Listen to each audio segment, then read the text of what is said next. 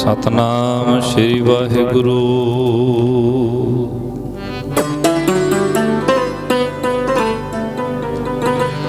गुरु गरीब निवाज गुरु ग्रंथ साहिब जीओ महाराज।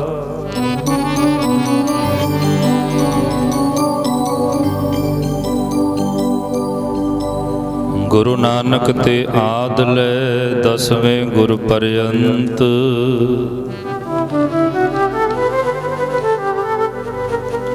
बारंबार मम वंदना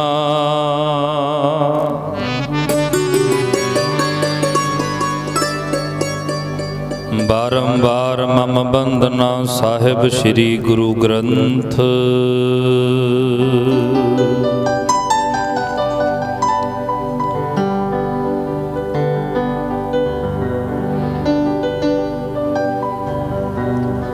मैं मन तेरी टेक मेरे प्यारे, मैं मन तेरी टेक।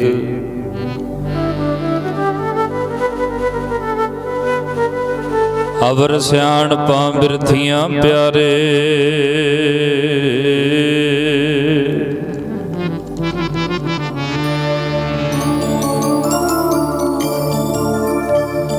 अवर सियाणपा बिरथियां प्यारे। राखण को तुम एक, उठत सुखिया बैठत सुखिया।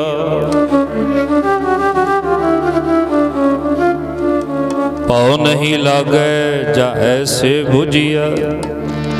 राखा एक हमारा स्वामी,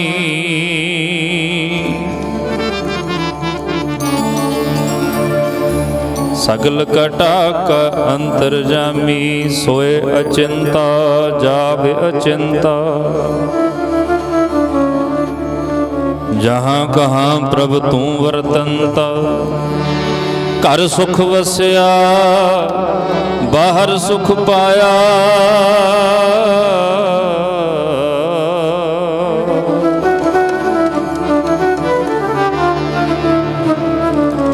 कर सुख वस्या बाहर सुख पाया। कहो नानक गुर मंत्र दृढ़ाया।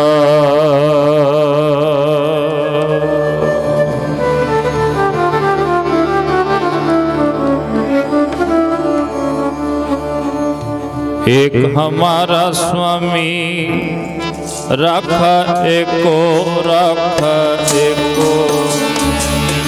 एक हमारा स्वामी, राखा एको राखा एको। एक हमारा स्वामी, राखा एको राखा एको।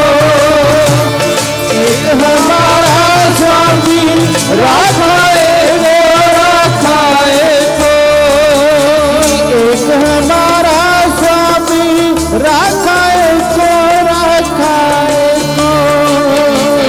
एक हमारा स्वामी, राखा एको राखा एको।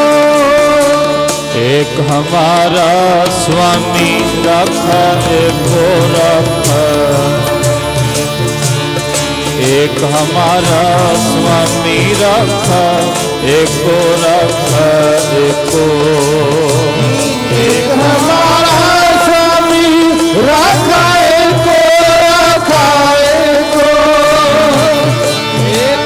हमारा स्वामी, राखा एको राखा एको। एक हमारा स्वामी, राखा एको राखा एको। एक हमारा स्वामी, राखा एको राखा एको। राखा एक हमारा स्वामी, राखा एक हमारा स्वामी। राखा एक हमारा स्वामी, राखा एक हमारा स्वामी। राखा एक हमारा स्वामी, राखा एक हमारा स्वामी। सगल कटा का अंतर्जामी, सगल कटा का अंतर्जामी। सगल कटा का अंतर्जामी, सगल कटा का अंतर्जामी। सगल कटा का अंतर्जामी, सगल कटा का अंतर्जामी। सगल घटा का अंतर्यामी, सगल घटा का अंतर्यामी, सगल घटा का अंतर्यामी, सगल घटा का अंतर्यामी, सगल घटा का अंतर्यामी, सगल घटा का अंतर्यामी। एक हमारा स्वामी राखा एको, राखा एको,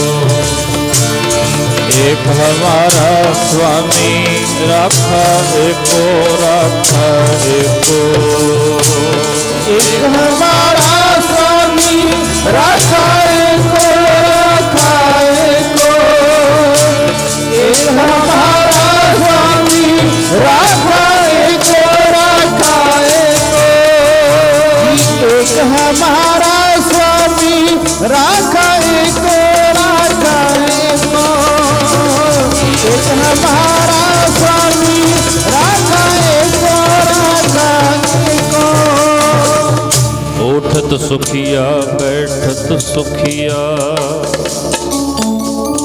पाँव नहीं लागे जा ऐसे भुजिया, राखा एक हमारा स्वामी सगल कटा का अंतर्यामी, रखे रखणहार आप उबार्यन,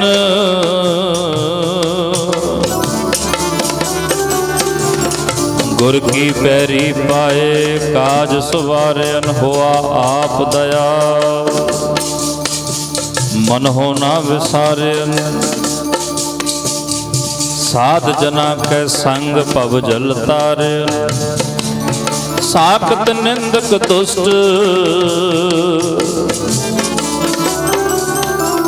खिन माहे बिदारन, तिस साहिब की टेक, तिस साहिब की टेक,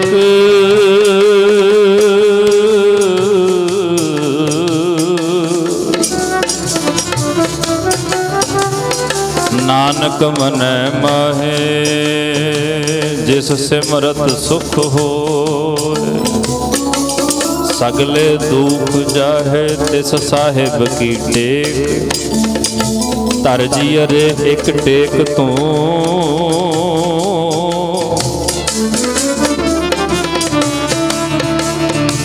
लाहे बिडानिया, नानक नाम ते आईए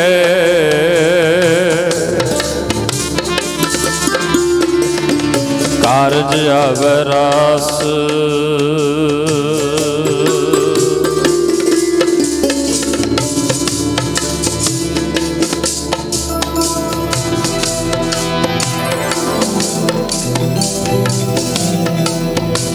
छड़ दे बेगानी आस, रख भरोसा सच्चे साहिब ते, छड़ दे बेगानी आस, रख भरोसा सच्चे साहिब ते, साहिब बेगानी आस, रख भरोसा सच्चे साहिब ते, छड़ दे बेगानी आस, रख भरोसा सच्चे साहिब ते, छड़ दे बेगानी आस, रख भरोसा सच्चे साहिब ते, छड़ दे बेगानी आस, रख भरोसा सच्चे साहिब ते, छड़ दे बेगानी आस, रख भरोसा सच्चे साहिब ते, साहिब डानी आस, रख भरोसा सच्चे साहिब ते, डानी आस, रख भरोसा सच्चे साहिब ते, साहिब डानी आस, रख भरोसा सच्चे साहिब ते, साहिब डानी आस, रख भरोसा सच्चे साहिब ते, साहिब डानी आस, रख भरोसा सच्चे साहिब ते। तर जियरे एक टेक तू लाहे बिडानी,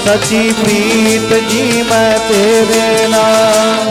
ਜੋੜੀ ਮਾਲਕਾ ਜੋੜੀ ਜੋੜੀ ਮਾਲਕਾ ਸੱਚੀ ਪ੍ਰੀਤ ਜੀ ਮੈਂ ਤੇਰੇ ਨਾਲ। ਜੋੜੀ ਮਾਲਕਾ ਸੱਚੀ ਪ੍ਰੀਤ ਜੀ ਮੈਂ ਤੇਰੇ ਨਾਲ।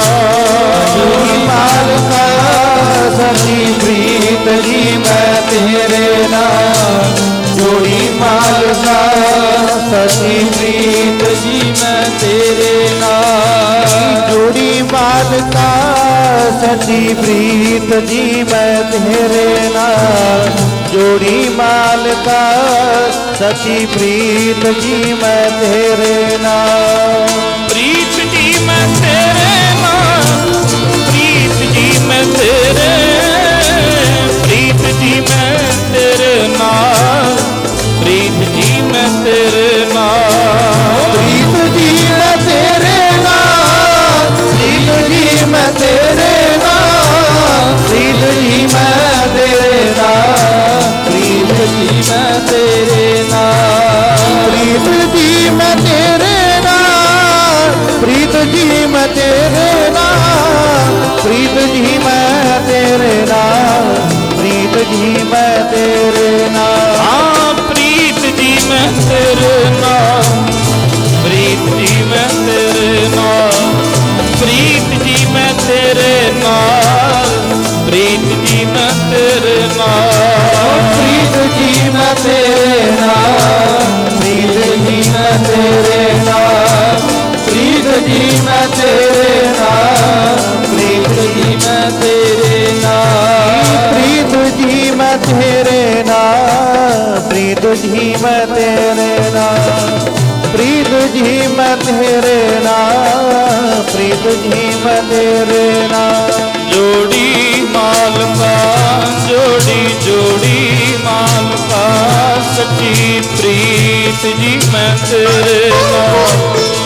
ਜੋੜੀ ਮਾਲਕਾ ਸੱਚੀ ਪ੍ਰੀਤ ਜੀ ਮੈਂ ਤੇਰੇ ਨਾਲ। ਜੋੜੀ ਮਾਲਕਾ ਸੱਚੀ ਪ੍ਰੀਤ ਜੀ ਮੈਂ ਤੇਰੇ ਨਾਲ।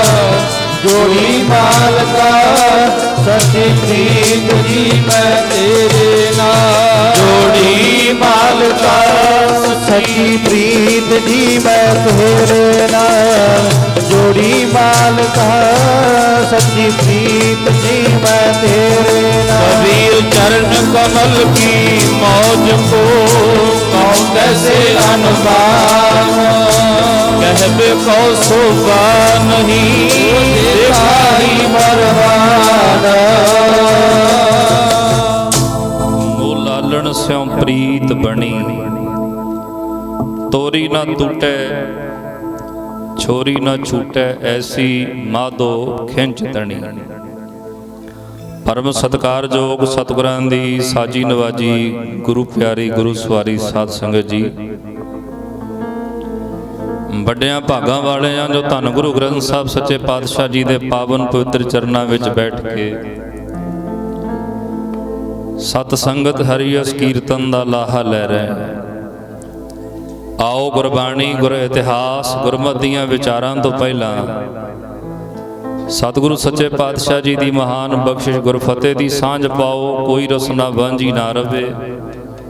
ਸਾਰੇ ਗੁਰੂ ਗ੍ਰੰਥ ਸਾਹਿਬ ਜੀ ਨੂੰ ਸੀਸ ਝੁਕਾ ਕੇ ਪਿਆਰ ਨਾਲ ਅਦਬ ਨਾਲ ਸਭ ਆਖੋ ਜੀ ਵਾਹਿਗੁਰੂ ਜੀ ਕਾ ਖਾਲਸਾ ਵਾਹਿਗੁਰੂ ਜੀ ਕੀ ਫਤਿਹ। ਬੇਨਤੀ ਸੰਗਤ ਦੇ ਚਰਨਾਂ 'ਚ ਹੈ ਕਿ ਆ ਕੇ ਸਾਰੀ ਸੰਗਤ ਪੰਡਾਲ ਵਿੱਚ ਸਜੋ। ਬਹੁਤ ਜਗ੍ਹਾ ਵਿਹਲੀ ਪਈ ਹੈ। ਪਿੱਛੇ ਵੀ ਕੋਈ ਕਿਤੇ ਬੈਠਾ ਕੋਈ ਕਿਤੇ ਬੈਠਾ, ਇਕੱਠੇ ਹੋ ਕੇ ਬੈਠੀ ਤਾਂ ਜਦੋਂ ਸੰਗਤ ਵਿੱਚ ਆਈਏ। ਬਾਣੀ ਵਿੱਚ ਦੱਸਿਆ ਹੈ ਵੀ ਸੰਗਤ ਵਿੱਚ ਬਹਿਣਾ ਕਿਵੇਂ ਹੈ। ਸਤ ਸੰਗਤ ਮਿਲ ਰਹੀ ਹੈ ਮਾਧੋ ਜੈਸੇ ਮਦਪ ਮਖੀਰਾ।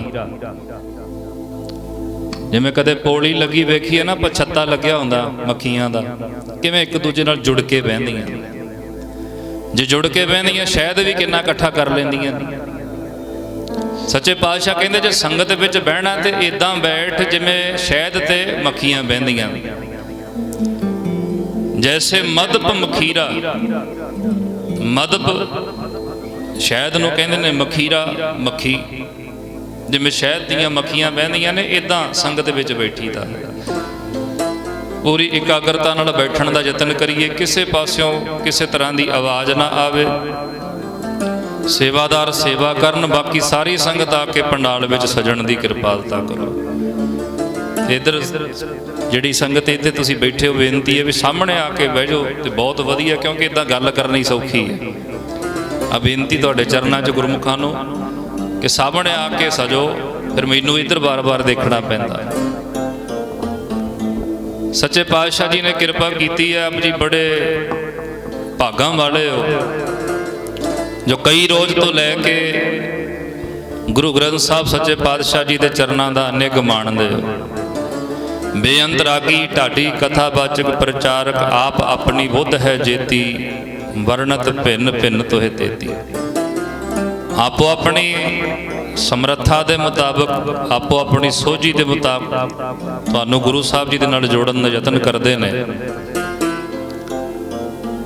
ਪਰ ਸਾਰਿਆਂ ਦਾ ਮਕਸਦ ਇੱਕੋ ਹੀ ਹੈ ਵੀ ਆਪਾਂ ਗੁਰਬਾਣੀ ਨਾਲ ਜੁੜੀਏ, ਗੁਰੂ ਸਾਹਿਬ ਨਾਲ ਜੁੜੀਏ।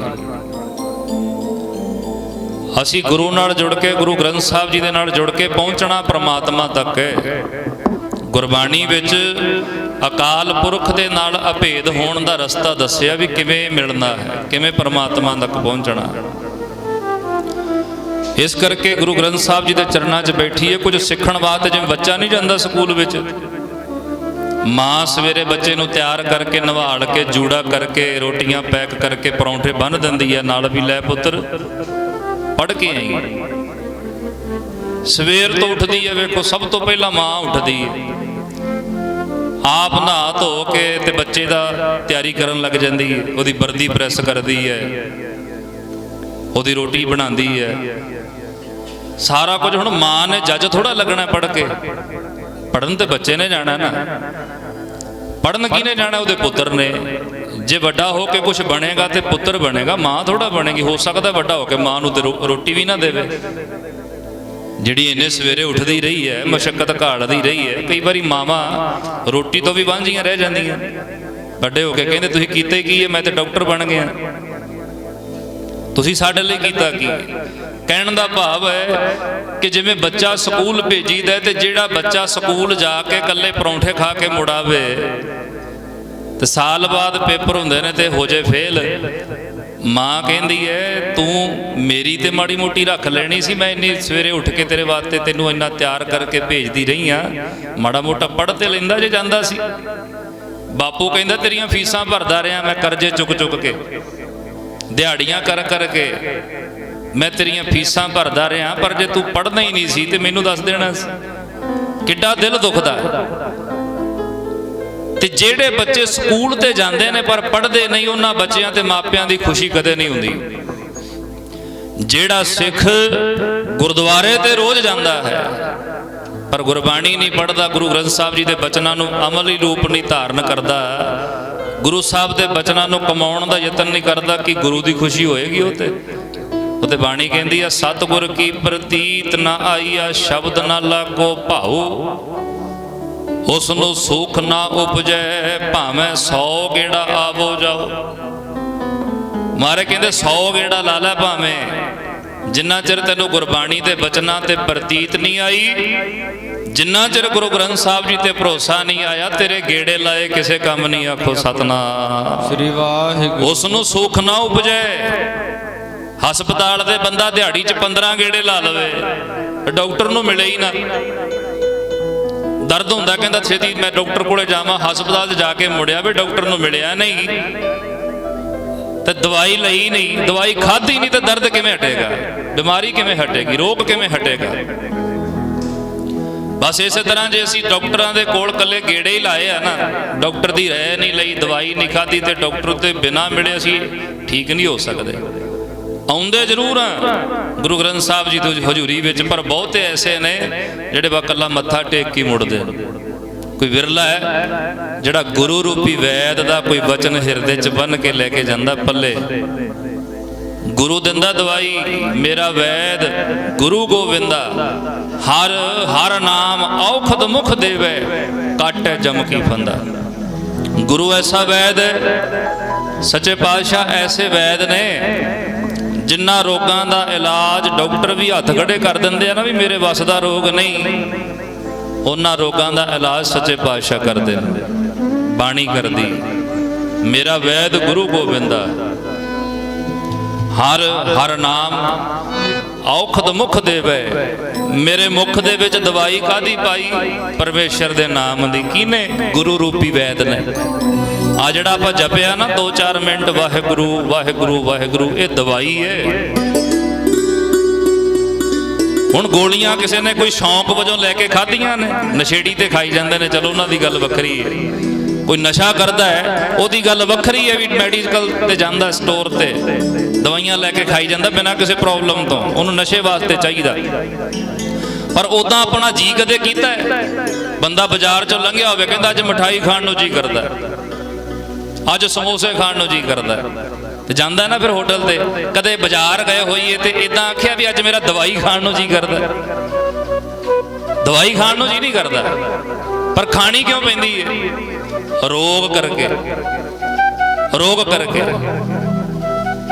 इत्थे भी वाहिगुरु वाहिगुरु कहण नूं जी ते नहीं करदा, पर ये ऐसी दवाई है प्यारिओ, ये दवाई किते खाण दी आदत पै जाए जन्मां जन्मां दे रोग कट दिंदी है। आखो सतनाम श्री वाहिगुरु। जन्मां जन्मां दे रोग कटे जांदे। आ बाणी दी पंक्ति दा अर्थ है, पढ़िया करो गज के। मेरा वैद गुरु गोबिंदा, मेरा वैद गुरु गोबिंदा, रोगियां दे रोग कटदा। मेरा वैद गुरु गोबिंदा, रोगियां दे रोग कटदा। मेरा वैद गुरु गोबिंदा, रोगियां दे रोग कटदा। रज के मेरा वैद गुरु गोबिंदा, रोगियां दे रोग कटदा। मेरा वैद गुरु गोबिंदा, रोगियां दे रोग कटदा। मेरा वैद गुरु गोबिंदा, रोगियां दे रोग कटदा। मेरा वैद गुरु गोबिंदा, गुरु गोबिंदा, रोगियां दे रोग कटदा। मेरा वैद गुरु गोबिंदा, रोगियां दे रोग कटदा। मेरा वैद गुरु गोबिंदा, रोगियां दे रोग कटदा। मेरा वैद गुरु गोबिंदा, रोगियां दे रोग कटदा। पढ़ो भैणो, मेरा वैद गुरु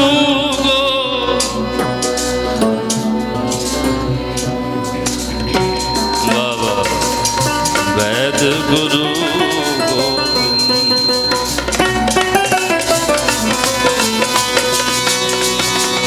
कटदे ने सतगुर हौमे वाले रोग नूं। कटदे ने सतगुर हौमे वाले रोग नूं।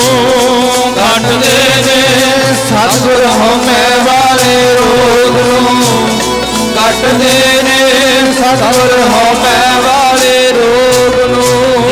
कटदे ने सतगुर हौमे वाले रोग नूं। कटदे ने सतगुर हौमे वाले रोग नूं। कई कहणगे किहड़े रोगां दा इलाज करदी है बाणी?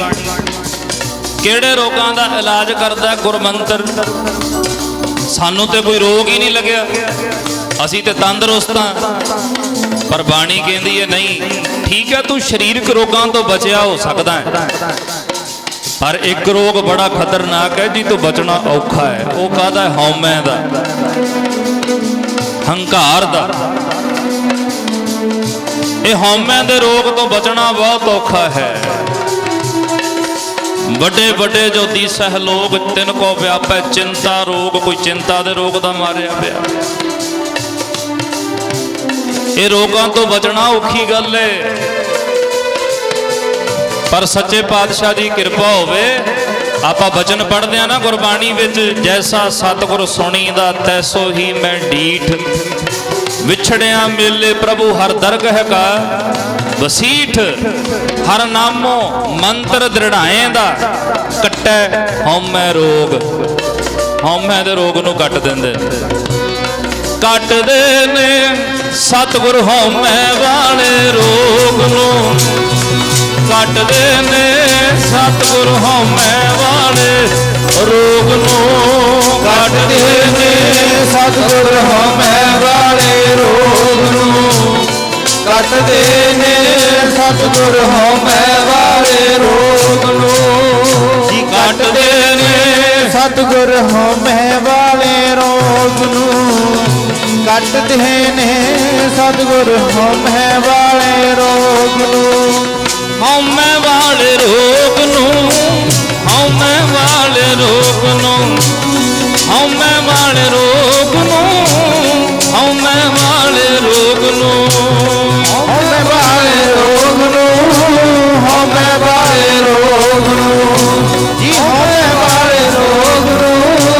ਹਉਮੈ ਵਾਲੇ ਰੋਗ ਨੂੰ, ਜੀ ਹਉਮੈ ਵਾਲੇ ਰੋਗ ਨੂੰ, ਹਉਮੈ ਵਾਲੇ ਰੋਗ ਨੂੰ, ਹਉਮੈ ਵਾਲੇ ਰੋਗ ਨੂੰ, ਹਉਮੈ ਵਾਲੇ ਰੋਗ ਨੂੰ। ਹਾਂਜੀ ਕੱਟਦੇ ਨੇ ਸਤਿਗੁਰ ਹਉਮੈ ਵਾਲੇ ਰੋਗ ਨੂੰ, ਕੱਟਦੇ ਨੇ ਸਤਿਗੁਰ ਹਉਮੈ ਵਾਲੇ ਰੋਗ ਨੂੰ, ਕੱਟਦੇ ਨੇ ਸਤਿਗੁਰ ਹਉਮੈ ਵਾਲੇ ਰੋਗ ਨੂੰ, ਕੱਟਦੇ ਨੇ ਸਤਿਗੁਰ ਹਉਮੈ ਵਾਲੇ ਰੋਗ ਨੂੰ, ਕੱਟਦੇ ਨੇ ਸਤਿਗੁਰ ਹਉਮੈ ਵਾਲੇ ਰੋਗ ਨੂੰ, ਕੱਟਦੇ ਨੇ ਸਤਿਗੁਰ ਹਉਮੈ ਵਾਲੇ ਰੋਗ ਨੂੰ। ਹਾਂਜੀ ਜੈਸਾ ਸਤਿਗੁਰ ਸੁਣੀਦਾ ਤੈਸੋ ਹੀ ਮੈਂ ਡੀਠ, ਵਿਛੜਿਆ ਮੇਲੇ ਪ੍ਰਭੂ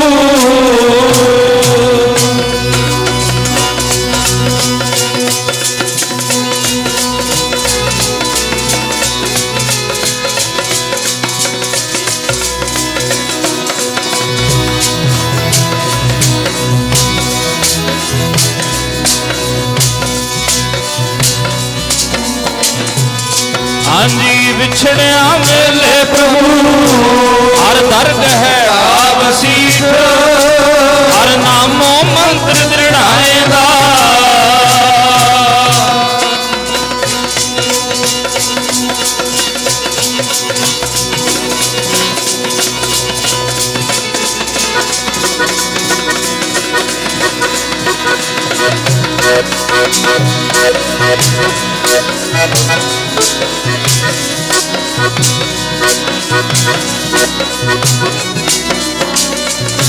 ਹਰ ਨਾਮੋ ਮੰਤਰ ਦ੍ਰਿੜਾਏ ਦਾ, ਕੱਟੈ ਹਉਮੈ ਰੋਗ, ਨਾਨਕ ਸਤਿਗੁਰ ਤੇ ਨਾਮ ਮਿਲਾਇਆ।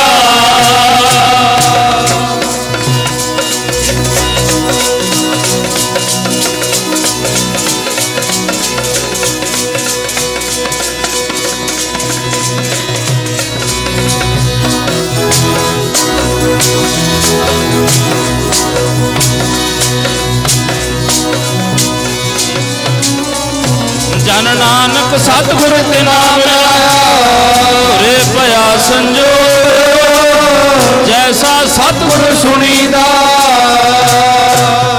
ਜੈਸਾ ਸਤਿਗੁਰ ਸੁਣੀਦਾ ਤੈਸੋ ਹੀ ਮੈਂ ਡੀਠ, ਵਿਛੜਿਆ ਮੇਲੇ ਪ੍ਰਭੂ ਹਰ ਦਰਗਹ ਕਾ ਵਸੀਠ। ਗੁਰੂ ਐਸਾ ਵੈਦ ਹੈ ਜਿਨ੍ਹਾਂ ਰੋਗਾਂ ਦਾ ਇਲਾਜ ਡਾਕਟਰਾਂ ਤੋਂ ਨਹੀਂ ਹੁੰਦਾ, ਉਹ ਸਤਿਗੁਰੂ ਕਰ ਦਿੰਦੇ। ਹਉਮੈ ਦਾ ਰੋਗ ਕੱਟਦੇ ਨੇ, ਹੰਕਾਰ ਦਾ। ਤੇ ਤੁਸੀਂ ਕਹੋਗੇ ਜੇ ਰੋਗ ਲੱਗਿਆ ਵੀ ਰਵੇ ਤਾਂ ਸਾਡਾ ਕੀ ਵਿਗੜਦਾ? ਵਿਗੜਦਾ ਪਤਾ ਕੀ ਹੈ? ਇੱਕ ਹਉਮੈ ਹੀ ਹੈ ਜਿਹੜੀ ਬਾਰ-ਬਾਰ ਜੰਮਣ ਤੇ ਮਰਨ ਵਿੱਚ ਪਾ ਦਿੰਦੀ ਹੈ। ਆਖੋ ਸਤਨਾਮ ਸ੍ਰੀ ਵਾਹਿਗੁਰੂ। ਹੰਕਾਰ ਦਾ ਬੰਦਾ ਹੰਕਾਰ ਦਾ ਬੰਨਿਆ ਜੰਮਣ ਮਰਨ ਦੇ ਗੇੜ ਵਿੱਚ ਪੈਂਦਾ। ਸਾਦੀ ਵਾਰ ਪੜ੍ਹਦੇ ਹਨ, ਹਉਮ ਵਿੱਚ ਆਇਆ, ਹਉਮ ਵਿੱਚ ਗਿਆ, ਹਉਮ ਵਿੱਚ ਜੰਮਿਆ, ਹਉਮ ਵਿੱਚ ਮੂਆ। ਹਉਮੈ 'ਚ ਹੀ ਜੰਮਦਾ, ਹਉਮੈ 'ਚ ਹੀ ਮਰ ਜਾਂਦਾ ਹੈ। ਹੰਕਾਰ ਐਸਾ ਰੋਗ ਹੈ, ਬਾਣੀ ਕਹਿੰਦੀ ਹਉਮੈ ਦੀਰਘ ਰੋਗ ਹੈ।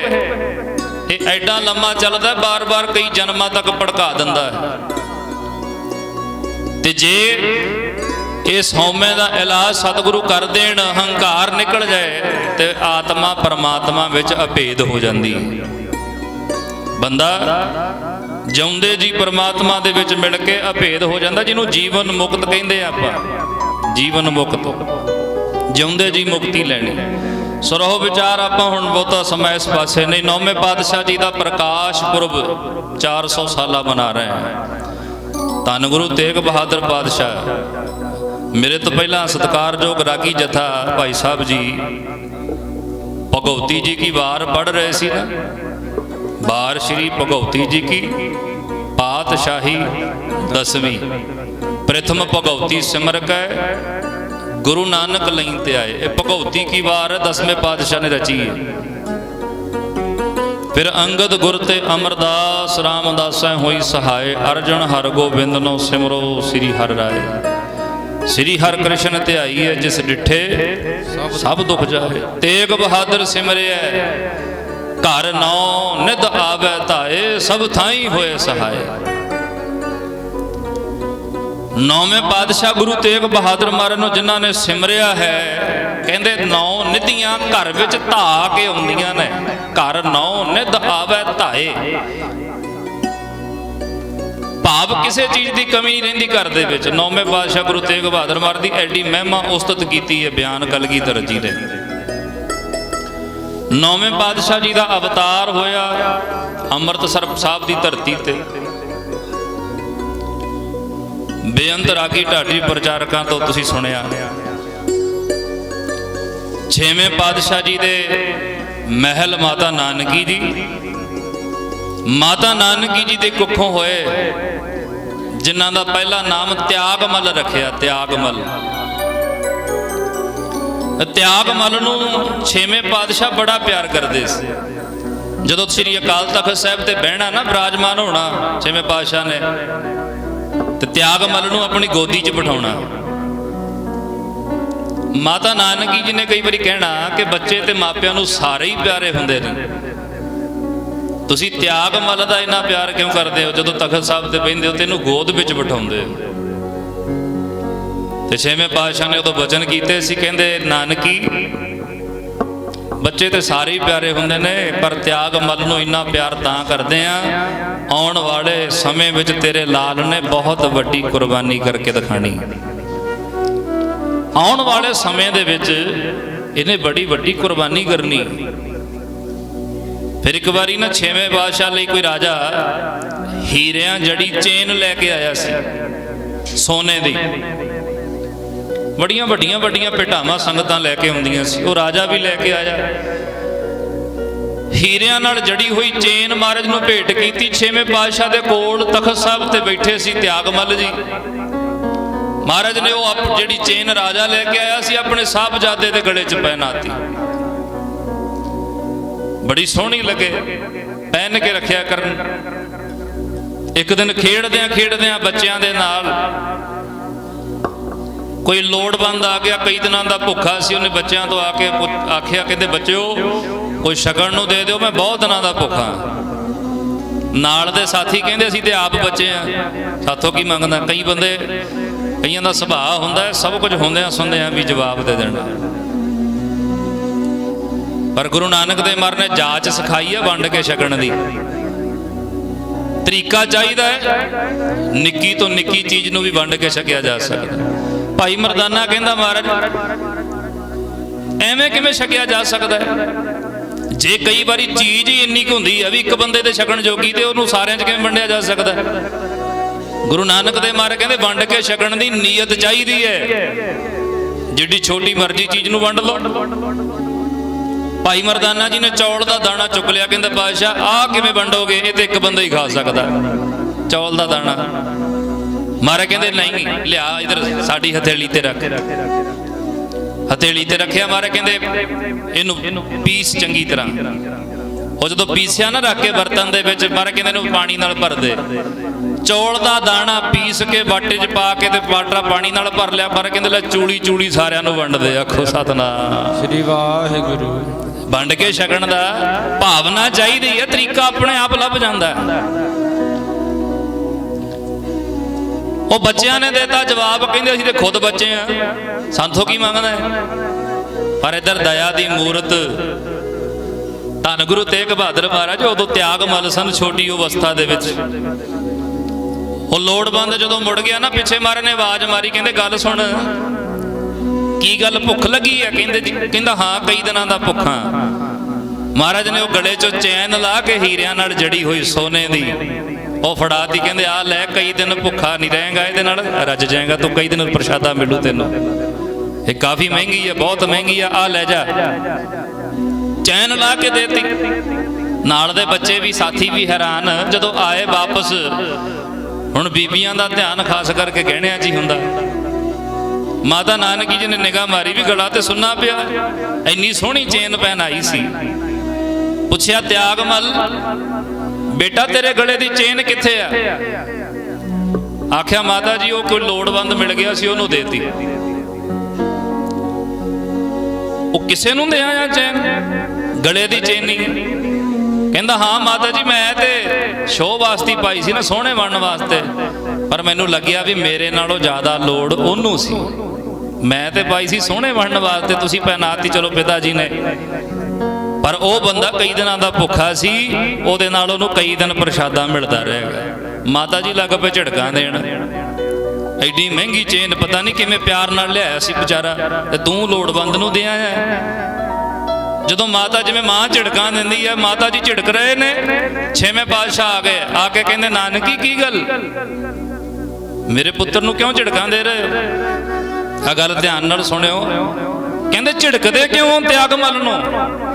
ਕਹਿੰਦੇ ਤੁਹਾਡਾ ਲਾਡਲਾ ਆ ਜਿਹੜਾ ਰਾਜਾ ਚੇਨ ਦੇ ਕੇ ਗਿਆ ਸੀ, ਅੱਜ ਕਿਸੇ ਲੋੜਵੰਦ ਨੂੰ ਦੇ ਆਇਆ, ਕਹਿੰਦਾ ਭੁੱਖਾ ਸੀ, ਉਹਨੂੰ ਦੇ ਆਇਆ ਗਲੇ ਦੀ ਚੇਨ ਲਾ ਕੇ।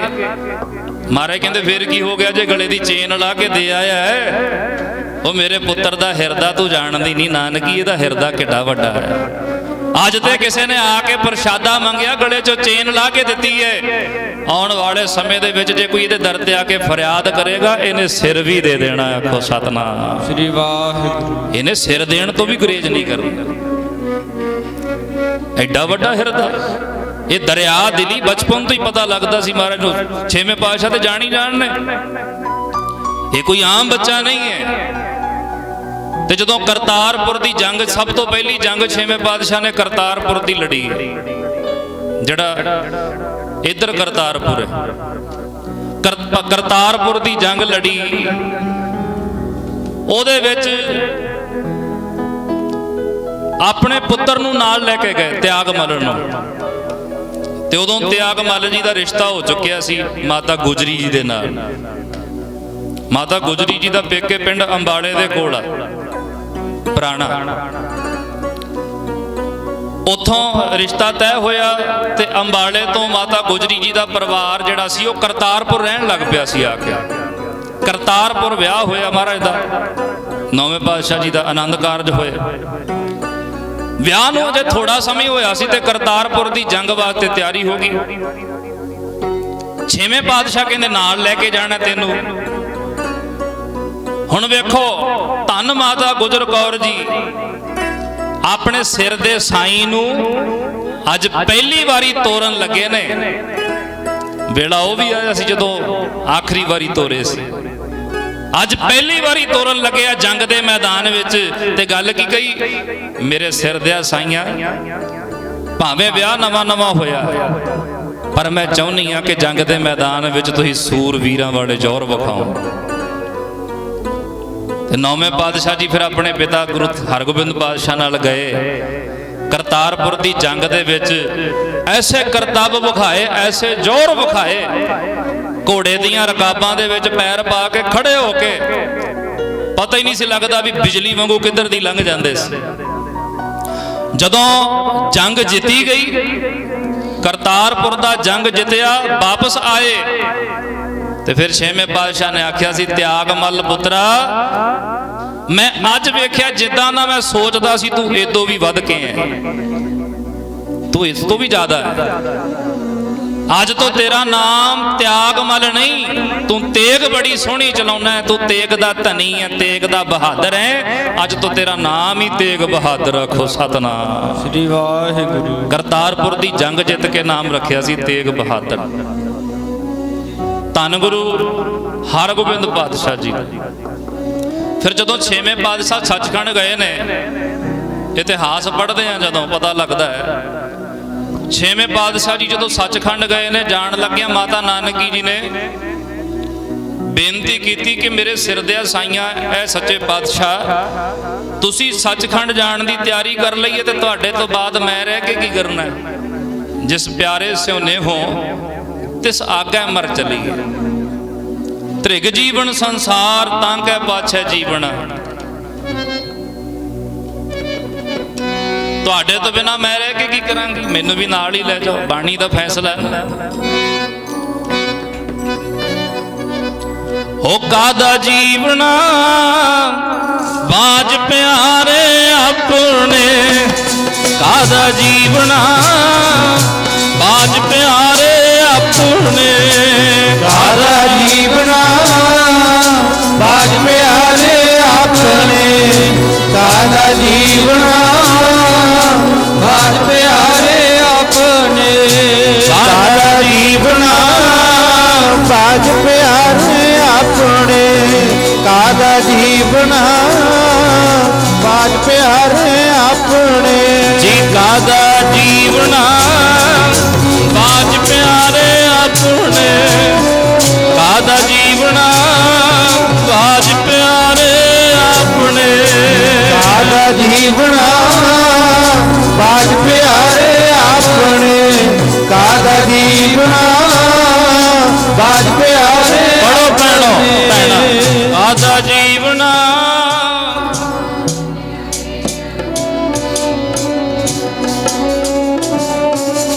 ਬਾਜ ਪਿਆਰੇ ਆਪਣੇ, ਪਿਆਰੇ ਆਪਣੇ, ਬਾਜ ਪਿਆਰੇ ਆਪਣੇ, ਪਿਆਰੇ ਆਪਣੇ, ਬਾਜ ਪਿਆਰੇ ਆਪਣੇ, ਪਿਆਰੇ ਆਪਣੇ, ਬਾਜ ਪਿਆਰੇ ਆਪਣੇ, ਪਿਆਰੇ ਆਪਣੇ, ਬਾਜ ਪਿਆਰੇ ਆਪਣੇ, ਪਿਆਰੇ ਆਪਣੇ, ਬਾਜ ਪਿਆਰੇ ਆਪਣੇ, ਪਿਆਰੇ ਆਪਣੇ, ਬਾਜ ਪਿਆਰੇ ਆਪਣੇ। ਉਹ ਬਾਜ ਪਿਆਰੇ ਆਪਣੇ, ਬਾਜ ਪਿਆਰੇ ਆਪਣੇ, ਬਾਜ ਪਿਆਰੇ ਆਪਣੇ, ਬਾਜ ਪਿਆਰੇ ਆਪਣੇ, ਪਿਆਰੇ ਆਪਣੇ, ਬਾਜ ਪਿਆਰੇ ਆਪਣੇ, ਬਾਜ ਪਿਆਰੇ ਆਪਣੇ, ਬਾਜ ਪਿਆਰੇ ਆਪਣੇ, ਬਾਜ ਪਿਆਰੇ ਆਪਣੇ, ਬਾਜ ਪਿਆਰੇ ਆਪਣੇ, ਬਾਜ ਪਿਆਰੇ ਆਪਣੇ, ਬਾਜ ਪਿਆਰੇ ਆਪਣੇ। ਜੀ ਕਾਦਾ ਜੀਵਨਾ, ਕਾਦਾ ਜੀਵਨਾ ਬਾਜ ਪਿਆਰੇ ਆਪਣੇ, ਕਾਦਾ ਜੀਵਨਾ ਬਾਜ ਪਿਆਰੇ ਆਪਣੇ, ਕਾਦਾ ਜੀਵਨਾ ਬਾਜ ਪਿਆਰੇ ਆਪਣੇ, ਕਾਦਾ ਜੀਵਨਾ ਬਾਜ ਪਿਆਰੇ ਆਪਣੇ, ਕਾਦਾ ਜੀਵਨਾ ਬਾਜ ਪਿਆਰੇ ਆਪਣੇ, ਕਾਦਾ ਜੀਵਨਾ ਬਾਜ ਪਿਆਰੇ ਆਪਣੇ। ਆਖਿਆ ਪਾਤਸ਼ਾਹ ਤੁਹਾਡੇ ਤੋਂ ਬਿਨਾ ਜੀਣਾ ਕਾਹਦਾ, ਜਿਹਦੇ ਨਾਲ ਪ੍ਰੇਮ ਹੋਵੇ। ਬਾਣੀ ਕਹਿੰਦੀ ਉਹ ਤੋਂ ਪਹਿਲਾਂ ਹੀ ਚਲੇ ਜਾਈਏ। ਜਿਸ ਪਿਆਰੇ ਸਿਉਨੇ ਹੋ ਤਿਸ ਆਗੇ ਮਰ ਚਲੀਏ। ਕਿਉਂ? ਤ੍ਰਿਗ ਜੀਵਨ ਸੰਸਾਰ, ਇਦੋਂ ਬਾਅਦ ਸੰਸਾਰ ਤੇ ਜਿਉਣਾ ਤਿਰਕਾਰ ਹੈ। ਤਾਂ ਕਹਿ ਪਾਛੈ ਜੀਵਨ, ਉਹ ਤੋਂ ਪਿੱਛੋਂ ਜਿਉਣਾ ਤਿਰਕਾਰ ਰਹਿ ਜਾਂਦਾ। ਮਾਤਾ ਨਾਨਕੀ ਜੀ ਵੀ ਬੜਾ ਸਨੇਹ ਕਰਦੇ ਸੀ। ਆਖਿਆ ਮਾਲਕ ਜੀ ਬਾਜੋਂ ਗੁਰਾਂ ਦੇ, ਬਾਜੋਂ ਗੁਰਾਂ ਦੇ ਉਜਾੜ ਸਾਨੂੰ ਦਿਸਦਾ, ਜਗ ਭਾਵੇਂ ਹੋਵੇ ਵਸਦਾ। ਬਾਜੋਂ ਗੁਰਾਂ ਦੇ ਉਜਾੜ ਸਾਨੂੰ ਦਿਸਦਾ, ਜਗ ਭਾਵੇਂ ਹੋਵੇ ਵਸਦਾ ਸਾਜੂ ਗੁਰਾਂ ਦੇ ਉਜਾੜ ਸਾਨੂੰ ਦਿਸਦਾ ਜਗ ਭਾਵੇਂ ਹੋਵੇ ਵਸਦਾ ਸਾਜੂ ਗੁਰਾਂ ਦੇ ਉਜਾੜ ਸਾਨੂੰ ਦਿਸਦਾ ਜਗ ਭਾਵੇਂ ਹੋਵੇ ਵਸਦਾ ਸਾਜੂ ਗੁਰਾਂ ਦੇ ਉਜਾੜ ਸਾਨੂੰ ਦਿਸਦਾ ਜਗ ਭਾਵੇਂ ਹੋਵੇ ਵਸਦਾ ਸਾਜੂ ਗੁਰਾਂ ਦੇ ਉਜਾੜ ਸਾਨੂੰ ਦਿਸਦਾ ਹੋਵੇ ਵਸਦਾ। ਮਹਾਰਾਜ ਕਹਿੰਦੇ ਆਉਣਾ ਤੇ ਤੁਸੀਂ ਸੱਚਖੰਡ ਹੈ, ਪਰ ਅਜੇ ਤੁਹਾਡਾ ਸਮਾਂ ਨਹੀਂ। ਹੁਣ ਸਾਡਾ ਅਸੀਂ ਜਾਣਾ ਹੈ, ਪਰ ਨਾਨਕੀ ਤੁਸੀਂ ਅਜੇ ਸੱਚਖੰਡ ਨਹੀਂ ਆਉਣਾ। ਆਓਗੇ ਤੇ ਸੱਚਖੰਡ 'ਚ ਹੀ, ਪਰ ਅਜੇ ਸਮਾਂ ਰਹਿੰਦਾ ਹੈ। ਸਾਡੇ ਦੋ ਬਚਨ ਸੱਚ ਹੋਣਗੇ, ਉਹ ਬਚਨ ਜਦੋਂ ਸੱਤ ਹੋ ਗਏ ਤੇ ਫਿਰ ਤੁਸੀਂ ਸੱਚਖੰਡ ਆਓਗੇ। ਮਾਤਾ ਨਾਨਕੀ ਜੀ ਕਹਿੰਦੇ ਕਿਹੜੇ ਬਚਨ? ਇਹ ਸੱਚਖੰਡ ਜਾਣ ਲੱਗਿਆ ਦੋ ਬਚਨ ਮਾਤਾ ਨਾਨਕੀ ਜੀ ਨੂੰ ਦਿੱਤੇ ਪਾਤਸ਼ਾਹ ਨੇ। ਕਹਿੰਦੇ ਪਹਿਲਾ ਬਚਨ ਇਹ ਹੈ ਕਿ ਤੇਰੇ ਪੁੱਤਰ ਤੇਗ ਬਹਾਦਰ ਨੂੰ ਗੁਰਤਾ ਗੱਦੀ ਮਿਲੇਗੀ। ਛੇਵੇਂ ਪਾਤਸ਼ਾਹ ਨੇ ਗੁਰਤਾ ਗੱਦੀ ਗੁਰੂ ਹਰਿਰਾਏ ਮਹਾਰਾਜ ਨੂੰ ਦਿੱਤੀ, ਪੋਤਰੇ ਨੂੰ। ਅੱਗੇ ਫੇਰ ਗੁਰਤਾ ਗੱਦੀ ਸੱਤਵੇਂ ਪਾਤਸ਼ਾਹ ਨੇ ਗੁਰੂ ਹਰਿਕ੍ਰਿਸ਼ਨ ਮਹਾਰਾਜ ਜੀ ਨੂੰ ਬਖਸ਼ਿਸ਼ ਕੀਤੀ। ਤੇ ਇਹ ਬਚਨ ਕਰਕੇ ਗਏ ਸੀ ਕਿ ਤੇਰੇ ਪੁੱਤਰ ਨੂੰ ਗੁਰਤਾ ਗੱਦੀ ਮਿਲੇਗੀ। ਇਸ਼ਾਰਾ ਗੁਰੂ ਤੇਗ ਬਹਾਦਰ ਮਹਾਰਾਜ ਵੱਲ। ਤੇ ਦੂਜਾ ਬਚਨ ਸਾਡਾ ਇਹ ਯਾਦ ਰੱਖਿਓ, ਤੇਰੇ ਪੁੱਤਰ ਦੇ ਘਰ, ਤੇਗ ਬਹਾਦਰ ਦੇ ਘਰ ਬੜਾ ਵੱਡਾ ਬਲੀ ਯੋਧਾ ਅਵਤਾਰ ਪੁੱਤਰ ਪੈਦਾ ਹੋਵੇਗਾ, ਜਿਹਦੇ ਵਰਗਾ ਹੋਰ ਕੋਈ ਦੁਨੀਆ ਤੇ ਨਹੀਂ ਹੋਣਾ। ਉਹ ਪੋਤਰਾ ਤੁਹਾਡੇ ਘਰ ਚ ਆਵੇਗਾ ਤੇ ਆਪਣੇ ਪੋਤਰੇ ਨੂੰ ਗੋਦ ਚ ਖੜਾ ਕੇ ਫੇਰ ਸੱਚਖੰਡ ਆਓਗੇ। ਆਖੋ ਸਤਨਾਮ ਸ੍ਰੀ ਵਾਹਿਗੁਰੂ। ਇਹ ਦੋ ਬਚਨ ਸੱਚ ਹੋਣਗੇ, ਫੇਰ ਸੱਚਖੰਡ ਆਉਣਾ। ਇਹ ਪਹਿਲਾ ਬਚਨ ਮਹਾਰਾਜ ਤੇ ਚਲੇ ਗਏ ਸੱਚਖੰਡ। ਛੇਵੇਂ ਪਾਤਸ਼ਾਹ ਜੀ ਖੇਡ ਵਰਤਾ ਗਏ। ਫਿਰ ਸੱਤਵੇਂ ਪਾਤਸ਼ਾਹ ਗੁਰਤਾ ਗੱਦੀ ਤੇ ਵਿਰਾਜਮਾਨ ਹੋਏ। ਨਿਮਰਤਾ ਦੀ ਮੂਰਤ, ਜਿਹੜੇ ਇੱਕ ਫੁੱਲ ਦੇ ਟੁੱਟਣ ਤੋਂ ਵੀ ਸਾਰੀ ਉਮਰ ਚੋੜਾ ਫੜ ਕੇ ਤੁਰਦੇ ਰਹੇ। ਕੋਮਲਤਾ ਹੋਵੇ ਤੇ ਸੱਤਵੇਂ ਪਾਤਸ਼ਾਹ ਵਰਗੀ। ਗੁਰੂ ਹਰਿਰਾਏ ਮਹਾਰਾਜ ਜੀ ਬਾਗ ਵਿੱਚ ਟਹਿਲਦੇ, ਸਾਖੀ ਸਾਰਿਆਂ ਨੇ ਸੁਣੀ ਹੈ। ਚੋੜਾ ਬੜਾ ਖੁੱਲਾ ਪਾਇਆ ਸੀ ਬਾਣਾ, ਤੇ ਬਗੀਚੇ ਵਿੱਚ ਟਹਿਲਦਿਆਂ ਚੋਲਾ ਫਸ ਗਿਆ ਟਾਹਣੀ ਦੇ ਵਿੱਚ ਤੇ ਫੁੱਲ ਡਿੱਗ ਪਿਆ ਹੇਠਾਂ ਟੁੱਟ ਕੇ। ਛੇਵੇਂ ਪਾਤਸ਼ਾਹ ਕਹਿੰਦੇ ਬੇਟਾ ਇਹ ਕੀ ਕੀਤਾ? ਦਾਦਾ ਜੀ ਲੱਗਦੇ ਸੀ। ਗੁਰੂ ਹਰਿਰਾਏ ਮਹਾਰਾਜ ਕਹਿੰਦੇ ਜੀ ਮੇਰੇ ਤੋਂ ਗਲਤੀ ਹੋ ਗਈ ਤੇ ਮੈਂ ਇਦਾਂ ਚੋਲਾ ਖੁੱਲਾ ਪਾ ਲਿਆ, ਮੇਰੇ ਚੋਲੇ ਨਾਲ ਫਸ ਕੇ ਤੇ ਆ ਫੁੱਲ ਟੁੱਟ ਗਿਆ। ਮਹਾਰਾਜ ਕਹਿੰਦੇ ਇਹ ਫੁੱਲ ਦਾ ਟੁੱਟਣਾ ਇਹ ਕੋਈ ਮਾੜੀ ਮੋਟੀ ਗੱਲ ਨਹੀਂ। ਲੱਗਿਆ ਸੀ ਕਿੰਨਾ ਵਧੀਆ ਲੱਗਦਾ ਸੀ।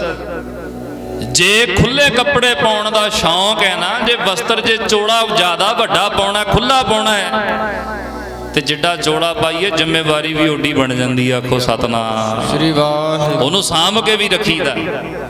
ਤੇ ਸਾਰੀ ਉਮਰ ਸੱਤਵੇਂ ਪਾਤਸ਼ਾਹ ਜੀ ਚੋਲਾ ਫੜ ਕੇ ਤੁਰਦੇ ਸੀ। ਜਿਵੇਂ ਗੁਰੂ ਅਮਰਦਾਸ ਪਾਤਸ਼ਾਹ ਜੀ ਦੇ ਜੀਵਨ ਵਿੱਚ ਆਉਂਦਾ ਨਾ, ਮਹਾਰਾਜ ਦੇ ਇੱਕ ਵਾਰੀ ਬਾਂਹ ਅੱਗੇ ਲੰਘ ਗਈ ਸੀ ਗੁਰੂ ਅੰਗਦ ਦੇ ਪਾਤਸ਼ਾਹ ਤੋਂ। ਤੁਰਿਆ ਜਾਂਦਿਆਂ ਬਾਂਹ ਅੱਗੇ ਲੱਗ ਗਈ ਤੇ ਸਾਰੀ ਉਮਰ ਉਹ ਬਾਂਹ ਦਾ ਪ੍ਰਯੋਗ ਹੀ ਨਹੀਂ ਕੀਤਾ ਮਹਾਰਾਜ ਨੇ, ਵੀ ਇਹ ਬਾਂਹ ਦੀ ਕੀ ਹਿੰਮਤ ਸਤਿਗੁਰਾਂ ਤੋਂ ਅੱਗੇ ਲੰਘ ਜਾਏ। ਅਸੀਂ ਗੁਰੂ ਗ੍ਰੰਥ ਸਾਹਿਬ ਜੇ ਪੰਡਾਲ 'ਚ ਹੁੰਦੇ ਤੇ ਅਸੀਂ ਉਹ ਜਾ ਰਹੇ ਹੁੰਦੇ ਆ ਪਹਿਲਾਂ ਹੀ, ਵੀ ਲੰਗਰ ਨਾ ਕਿਤੇ ਪਹਿਲਾਂ ਸਮਾਪਤ ਹੋ ਜੇ ਸਾਡੇ ਜਾਂਦੇ ਆ। ਗੁਰੂ ਸਾਹਿਬ ਅਜੇ ਪਿੱਛੇ ਹੁੰਦੇ ਤੇ ਸਿੱਖ ਪਹਿਲਾਂ ਅੱਗੇ ਤੁਰਿਆ ਹੁੰਦਾ। ਇਹ ਬੇਅਦਬੀ ਹੈ। ਅਦਬ ਕਰਿਆ ਕਰੋ। ਗੁਰੂ ਗ੍ਰੰਥ ਸਾਹਿਬ ਸੱਚੇ ਪਾਤਸ਼ਾਹ ਪਹਿਲਾਂ ਜਾਇਆ ਕਰਨ ਤੇ ਆਪਾਂ ਬਾਅਦ ਵਿੱਚ ਚੱਲਿਆ ਕਰੀਏ। ਗੱਲ ਸਤਿਕਾਰ ਦੀ ਹੈ। ਸੱਤਵੇਂ ਪਾਤਸ਼ਾਹ ਤੋਂ ਬਾਅਦ ਧੰਨ ਗੁਰੂ ਹਰਿਕ੍ਰਿਸ਼ਨ ਮਹਾਰਾਜ ਗੁਰਤਾ ਗੱਦੀ ਤੇ ਵਿਰਾਜਮਾਨ ਹੋਏ, ਜਿਨ੍ਹਾਂ ਨੂੰ ਆਪਾਂ ਬਾਲਾ ਪ੍ਰੀਤਮ ਕਹਿੰਦੇ ਆ। ਦਿੱਲੀ ਜਿਹੜੀ ਅੱਜ ਚਾਰੇ ਪਾਸੇ ਕਿਸਾਨ ਵੀਰ ਬੈਠੇ ਆ ਧਰਨੇ ਲਾ ਕੇ, ਇਹੀ ਦਿੱਲੀ ਸੀ ਜਦੋਂ ਚੇਚਕ ਦਾ ਰੋਗ ਫੈਲਿਆ ਸੀ, ਜਿਹਨੂੰ ਮਾਦਾ ਕਹੀ ਜਾਂਦੇ ਲੋਕ। ਇਹ ਬਿਮਾਰੀ ਐਸੀ ਸੀ ਸਾਰੇ ਪਿੰਡੇ ਤੇ ਫਿੰਸੀਆਂ ਹੋ ਜਾਂਦੀਆਂ ਸੀ ਪਾਣੀ ਦੀਆਂ, ਇਹਦੇ ਨਾਲ ਮੌਤ ਵੀ ਹੋ ਜਾਂਦੀ ਸੀ, ਬੁਖਾਰ ਚੜ੍ਹਦਾ ਸੀ। ਚੇਚਕ ਦੀ ਬਿਮਾਰੀ, ਇਹਦਾ ਇਲਾਜ ਹੈ ਨਹੀਂ ਸੀ ਉਹਨਾਂ ਵੇਲਿਆਂ 'ਚ। ਇਲਾਜ ਨਹੀਂ ਸੀ, ਲੋਕੀ ਇਹਦੀ ਪੂਜਾ ਕਰਨ ਲੱਗ ਪਏ ਸੀ, ਮਾਤਾ ਕਹਿ ਕੇ ਪੂਜਦੇ ਸੀ। ਵੀ ਦੱਸੋ ਇਹੋ ਜਿਹੀ ਕਿਹੋ ਜਿਹੀ ਮਾਂ ਹੈ ਜਿਹੜੀ ਬੱਚੇ ਨੂੰ ਜਾਨ ਲੈ ਕੇ ਖੜਾ ਛੱਡਦੀ। ਮਾਂ ਤਾਂ ਅੱਜ ਵੀ ਕਹਿੰਦੇ ਮਾਤਾ ਨਿਕਲੇ ਹੀ। ਉਹ ਕਾਹਦੀ ਮਾਤਾ ਹੈ ਬਈ? ਮਾਂ ਕਿਤੇ ਦੁੱਖ ਦਿੰਦੀ ਹੈ ਬੱਚੇ ਨੂੰ। ਉਹ ਚੇਚਕ ਦਾ ਰੋਗ ਸੀ। ਛੇਵੇਂ ਪਾਤਸ਼ਾਹ ਜੀ ਉਸ ਵੇਲੇ ਦਿੱਲੀ 'ਚ ਗਏ ਜਦੋਂ ਕੋਈ ਇਹਨਾਂ ਦਾ ਸਹਾਰਾ ਨਹੀਂ ਸੀ ਬਣਦਾ, ਕੋਈ ਬਾਹ ਨਹੀਂ ਸੀ ਫੜਦਾ। ਮੇਰੇ ਪਾਤਸ਼ਾਹ ਗੁਰੂ ਹਰਕ੍ਰਿਸ਼ਨ ਮਹਾਰਾਜ ਨੇ ਆਪ ਜਾ ਕੇ ਉਹਨਾਂ ਰੋਗੀਆਂ ਦੀ ਮੱਲਮ ਪੱਟੀ ਕਰਨੀ, ਆਪ ਇਲਾਜ ਕਰਨਾ ਉਹਨਾਂ ਦਾ। ਇਦਾਂ ਬੁੱਕਲ 'ਚ ਪਾ ਲੈਂਦੇ ਸੀ ਰੋਗੀਆਂ ਨੂੰ। ਫਿਰ ਸਾਰੀ ਦਿੱਲੀ ਦੇ ਰੋਗੀਆਂ ਦਾ ਰੋਗ ਆਪਣੇ ਤੇ ਲੈ ਲਿਆ ਸੀ। ਸੱਚਖੰਡ ਜਾਣ ਲੱਗਿਆਂ ਸੰਗਤ ਪੁੱਛਦੀ ਹੈ 8ਵੇਂ ਪਾਤਸ਼ਾਹ ਗੁਰੂ ਹਰਕ੍ਰਿਸ਼ਨ ਮਹਾਰਾਜ ਜੀ ਨੂੰ, ਇਹ ਪਾਤਸ਼ਾਹ ਤੁਸੀਂ ਸੱਚਖੰਡ ਜਾ ਰਹੇ ਹੋ ਤੇ ਸਾਡਾ ਗੁਰੂ ਕੌਣ ਹੋਵੇਗਾ? ਅਸੀਂ ਕਿਹਨੂੰ ਨਮਸਕਾਰਾਂ ਕਰਾਂਗੇ? ਸਾਨੂੰ ਸੇਧ ਕੌਣ ਦੇਵੇਗਾ?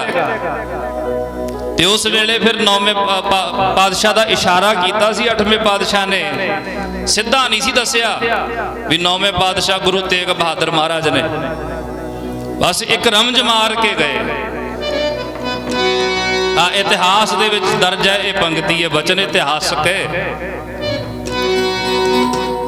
ਵਸਦਾ ਗ੍ਰਾਮ ਬਕਾਲੇ ਬਾਬਾ ਵਸਦਾ, ਬਾਬਾ ਵਸਦਾ, ਵਸਦਾ ਗ੍ਰਾਮ ਬਕਾਲੇ ਬਾਬਾ ਵਸਦਾ, ਬਾਬਾ ਵਸਦਾ, ਵਸਦਾ ਗ੍ਰਾਮ ਬਕਾਲੇ ਬਾਬਾ ਵਸਦਾ, ਬਾਬਾ ਵਸਦਾ, ਵਸਦਾ ਗ੍ਰਾਮ ਬਕਾਲੇ ਬਾਬਾ ਵਸਦਾ, ਬਾਬਾ ਵਸਦਾ।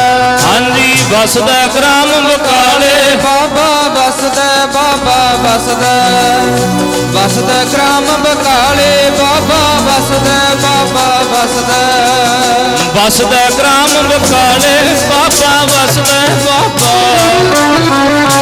ਵਸਦਾ ਗ੍ਰਾਮ ਬਕਾਲੇ ਬਾਬਾ ਵਸਦਾ, ਬਾਬਾ ਵਸਦਾ, ਵਸਦਾ ਗ੍ਰਾਮ ਬਕਾਲੇ ਬਾਬਾ ਵਸਦਾ, ਬਾਬਾ ਵਸਦਾ, ਵਸਦਾ ਗ੍ਰਾਮ ਬਕਾਲੇ ਬਾਬਾ ਵਸਦਾ, ਬਾਬਾ ਵਸਦਾ। ਵਸਦਾ ਗ੍ਰਾਮ ਬਕਾਲੇ ਬਾਬਾ ਵਸਦਾ, ਬਾਬਾ ਵਸਦਾ, ਵਸਦਾ ਗ੍ਰਾਮ ਬਕਾਲੇ ਬਾਬਾ ਵਸਦਾ, ਬਾਬਾ ਵਸਦਾ। ਮਹਾਰਾਜ ਨੇ ਇਸ਼ਾਰਾ ਕੀਤਾ ਬਾਬਾ ਵਸ ਹੈ ਗ੍ਰਾਮ ਬਕਾਲੇ, ਬਣ ਗੁਰ ਸੰਗਤ ਸਕਲ ਸੰਭਾਲੇ। 9ਵੇਂ ਪਾਤਸ਼ਾਹ ਬਾਬੇ ਬਕਾਲੇ ਦੀ ਧਰਤੀ ਤੇ ਅੱਜ ਵੀ ਆਪਾਂ ਦਰਸ਼ਨ ਕਰਦੇ ਆ ਨਾ ਭੋਰਾ ਸਾਹਿਬ ਦੇ, ਬਕਾਲਾ ਬਾਬਾ ਬਕਾਲਾ ਜੀ ਦਾ ਅਸਥਾਨ 9ਵੇਂ ਪਾਤਸ਼ਾਹ ਦਾ, ਜਿੱਥੇ 26 ਸਾਲ 9 ਮਹੀਨੇ ਤੇ 13 ਦਿਨ 9ਵੇਂ ਪਾਤਸ਼ਾਹ ਨੇ ਭਗਤੀ ਕੀਤੀ। ਅੱਜ ਕੱਲ੍ਹ ਤੇ ਭਗਤੀਆਂ ਦੇ ਖਿਲਾਫ, ਭੋਰਿਆਂ ਦੇ ਖਿਲਾਫ ਬੜਾ ਕੁਝ ਊਲ ਜਲੂਲ ਬੋਲਿਆ ਜਾ ਰਿਹਾ ਹੈ। ਕਹਿੰਦੇ ਭੋਰੇ 'ਚ ਕਿੱਥੇ ਬੈਠੇ ਸੀ ਮਹਾਰਾਜ, ਆਪ ਤੋਂ ਜਪਜੀ ਸਾਹਿਬ ਨਹੀਂ ਹੁੰਦਾ ਤੇ ਅਸੀਂ ਕਮਾਈਆਂ ਤੇ ਉਹਨਾਂ ਦੀਆਂ ਤੇ ਸ਼ੰਕਾ ਕਰਦੇ ਹਾਂ ਜਿਨ੍ਹਾਂ ਨੇ 26 ਸਾਲ ਬਹਿ ਕੇ ਬੰਦਗੀ ਕੀਤੀ। ਬਾਣੀ ਵਿੱਚ ਆਉਂਦਾ ਨਾ, ਆਪ ਨਾ ਦੇ ਚੂਰੂ ਭਰ ਪਾਣੀ ਤੇ ਇਹ ਨਿੰਦੇ ਜਹ ਗੰਗਾ ਆਣੀ। ਓਏ ਆਪ ਤੇ ਚੂਲੀ ਦੇਣ ਜੋਗਾ ਵੀ ਨਹੀਂ, ਕਿ ਚੂਲੀ ਪਾਣੀ ਦੀ, ਤੇ ਨਿੰਦਿਆ ਉਹਨਾਂ ਦੀ ਕਰਦਾ ਜਿਨ੍ਹਾਂ ਨੇ ਨਾਮ ਦੀ ਗੰਗਾ ਹੀ ਵਗਾ ਛੱਡੀ ਸੀ। ਨਿੰਦਿਆ ਉਹਨਾਂ ਦੀ ਕਰੀ। ਭੋਰਿਆਂ ਦੇ ਵੀ ਖਿਲਾਫ ਬੋਲਿਆ ਜਾਂਦਾ। ਕਹਿੰਦੇ ਭੋਰਿਆਂ 'ਚ ਕਿੱਥੋਂ ਵਾੜਿਆ ਸੀ ਸਤਿਗੁਰਾਂ ਨੇ। ਵੇਖੋ ਪਿਆਰਿਓ, ਭੋਰਾ ਸ਼ਬਦ ਆਪਾਂ ਆਮ ਵਰਤਦੇ ਆ।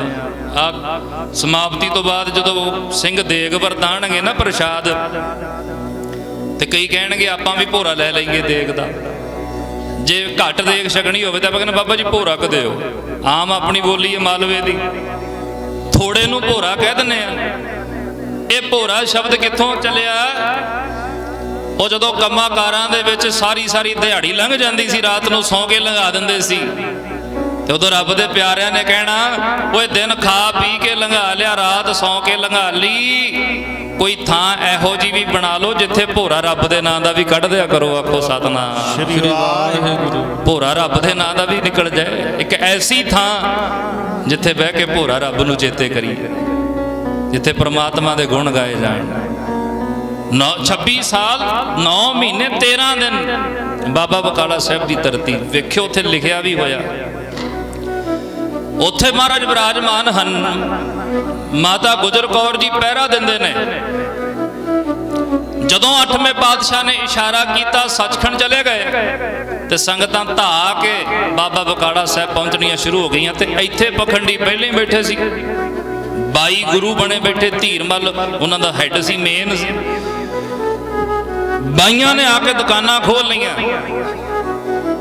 ਮੰਜੀ ਦਾ ਭਾਵ ਆ ਮੰਜੀਆਂ ਨਹੀਂ ਜਿਹੜੀਆਂ ਆਪਾਂ ਢਾ ਕੇ ਬਹਿਨੇ ਆ। ਮੰਜੀ ਦਾ ਭਾਵ ਹੁੰਦਾ ਗੱਦੀ ਲਾ ਕੇ ਬਹਿਣਾ। 22 ਗੱਦੀਆਂ ਬਾਬਾ ਬਕਾਲਾ ਸਾਹਿਬ ਦੀ ਧਰਤੀ ਤੇ ਲੱਗੀਆਂ ਸੀ, 22 ਗੁਰੂ ਬਣੇ ਬੈਠੇ ਸੀ। ਇੱਥੇ ਦੋ ਦੇ ਵਿੱਚੋਂ ਪਰਖ ਕਰਨੀ ਔਖੀ ਹੋ ਜਾਂਦੀ ਹੈ ਵੀ ਅਸਲੀ ਕਿਹੜਾ ਨਕਲੀ ਕਿਹੜਾ ਹੈ। ਤੇ ਜਿੱਥੇ 22 ਬੈਠੇ ਹੋਣ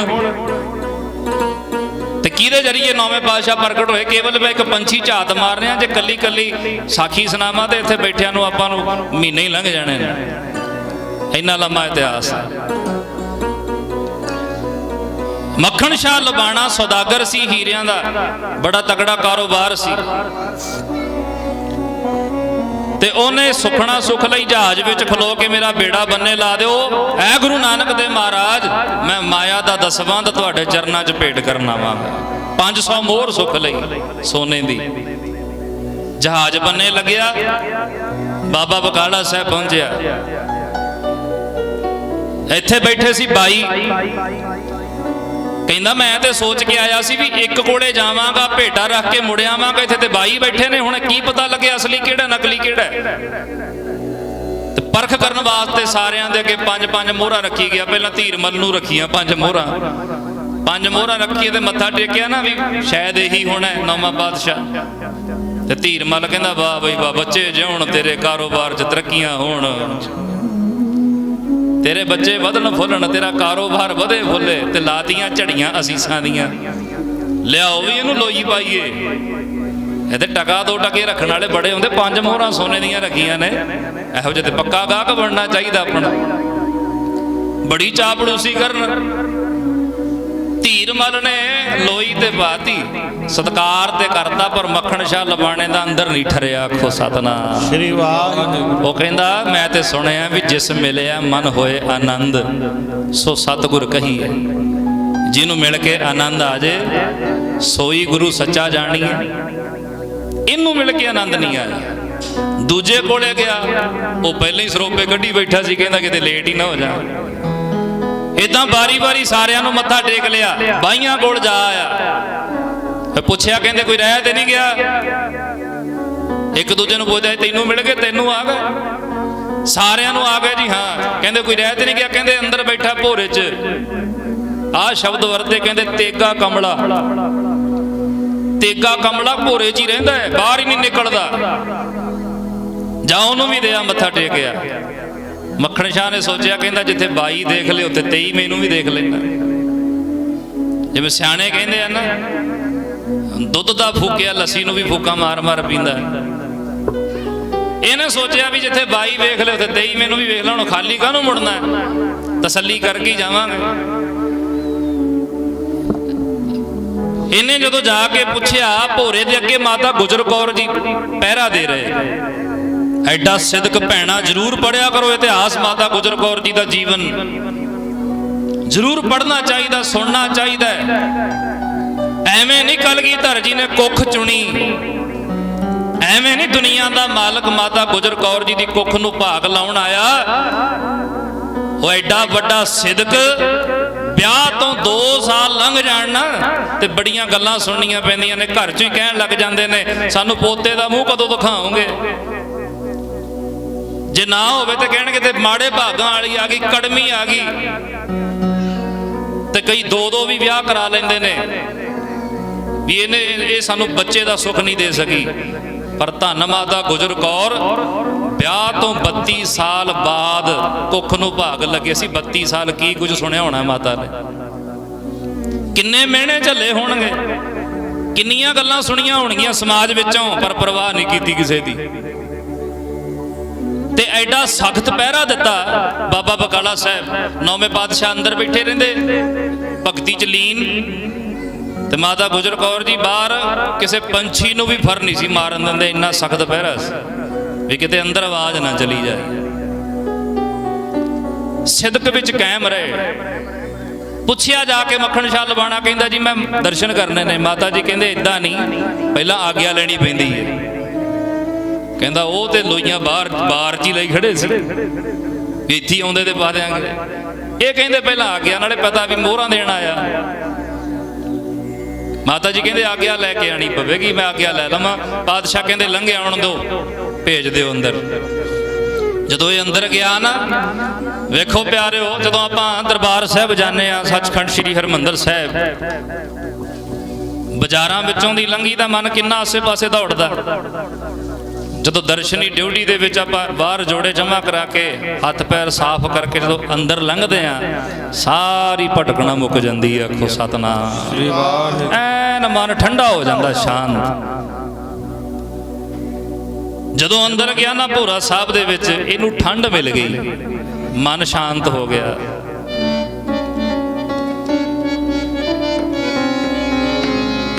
ਸਾਹਮਣੇ ਗੁਰੂ ਤੇਗ ਬਹਾਦਰ ਮਹਾਰਾਜ ਵਿਰਾਜਮਾਨ ਨੇ।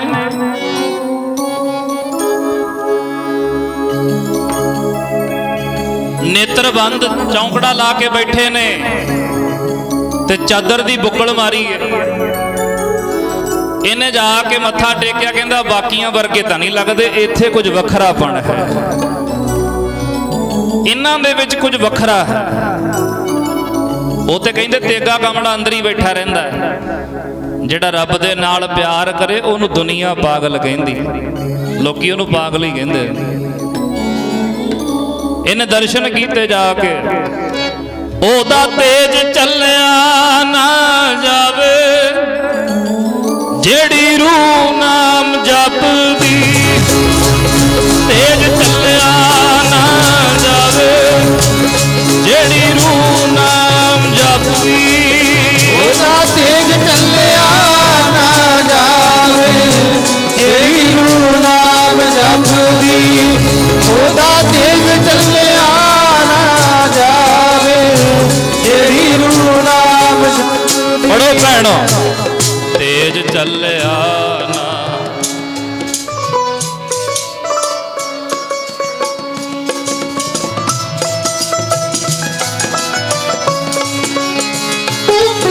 ਨਾਮ ਜਪਦੀ। ਉਹਦਾ ਤੇਜ ਚੱਲਿਆ ਨਾ, ਉਹ ਚੱਲਿਆ ਨਾ ਜਾਵੇ, ਜਿਹੜੀ ਰੂਹ ਨਾਮ ਜਪਦੀ। ਉਹਦਾ ਤੇਜ ਚੱਲਿਆ ਨਾ ਜਾਵੇ, ਜਿਹੜੀ ਰੂਹ ਨਾਮ ਜਪਦੀ। ਉਹਦਾ ਤੇਜ ਚੱਲਿਆ ਨਾ ਜਾਵੇ, ਗੱਜ ਕੇ ਰੂਹ ਨਾਮ ਜਪਦੀ। ਉਹਦਾ ਤੇਜ ਚੱਲਿਆ ਨਾ ਜਾਵੇ, ਜਿਹੜੀ ਰੂਹ ਨਾਮ ਜਪਦੀ। ਪੜੋ ਭਾਈ, ਤੇਜ ਚੱਲਿਆ ਨਾ।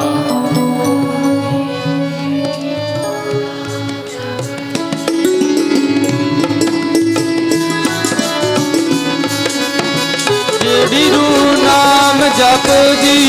ਵਾਹ ਵਾਹ ਵਾਹ ਵਾਹ, ਜਿਹੜੀ ਰੂਹ ਨਾਮ ਜਪਦੀ।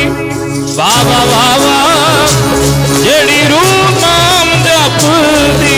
ਵਾਹ ਵਾਹ ਵਾਹ ਵਾਹ, ਜਿਹੜੀ ਰੂਹ ਨਾਮ ਜਪਦੀ। ਵਾਹ ਵਾਹ ਵਾਹ ਵਾਹ, ਜਿਹੜੀ ਰੂਹ ਨਾਮ ਜਪਦੀ। ਵਾਹ ਵਾਹ ਵਾਹ ਵਾਹ, ਜਿਹੜੀ ਰੂਹ ਨਾਮ ਜਪਦੀ। ਵਾਹ ਵਾਹ ਵਾਹ ਵਾਹ, ਜਿਹੜੀ ਰੂਹ ਨਾਮ ਜਪਦੀ।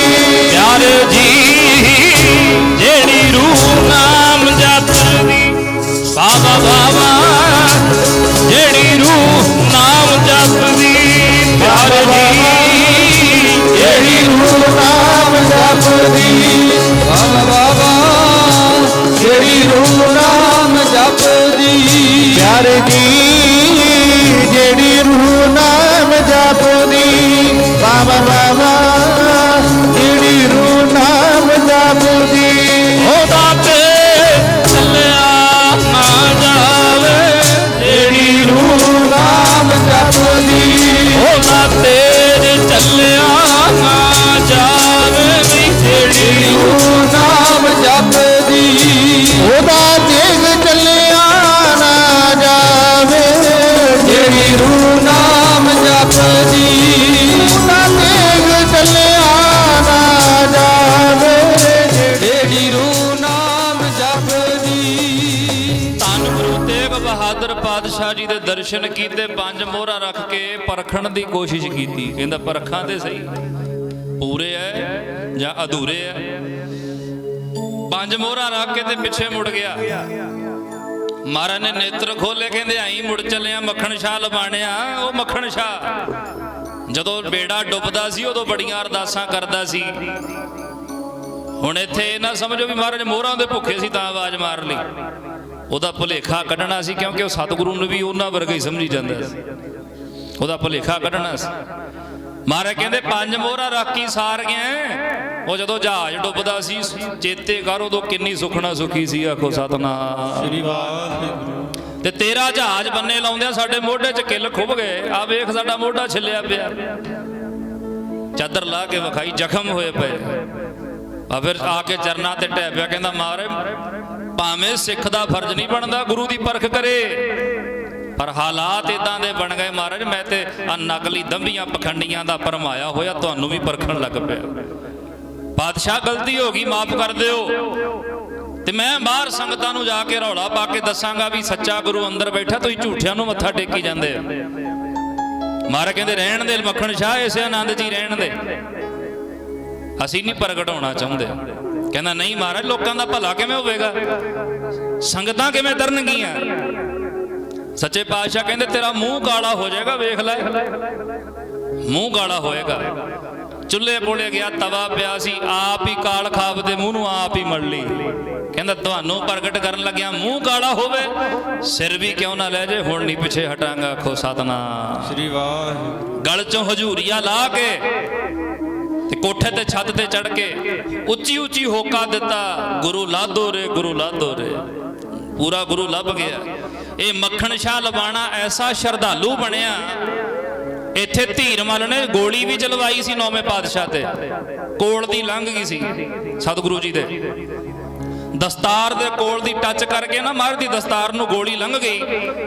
ਸੱਚੇ ਪਾਤਸ਼ਾਹ ਜੀ, ਕਿਉਂਕਿ ਬਾਣੀ ਦਾ ਫਰਮਾਨ ਹੈ ਜਿਸ ਕਾ ਸਾਹਿਬ ਡਾਢਾ ਹੋਏ ਤਿਸ ਨੂੰ ਮਾਰ ਨਾ ਸਕੈ ਕੋਈ, ਜਿਸ ਨੂੰ ਰੱਖੇ ਆਪ ਮਾਰੇ ਤਿਸ ਕੌਣ, ਉਹਨੂੰ ਕੌਣ ਮਾਰ ਸਕਦਾ।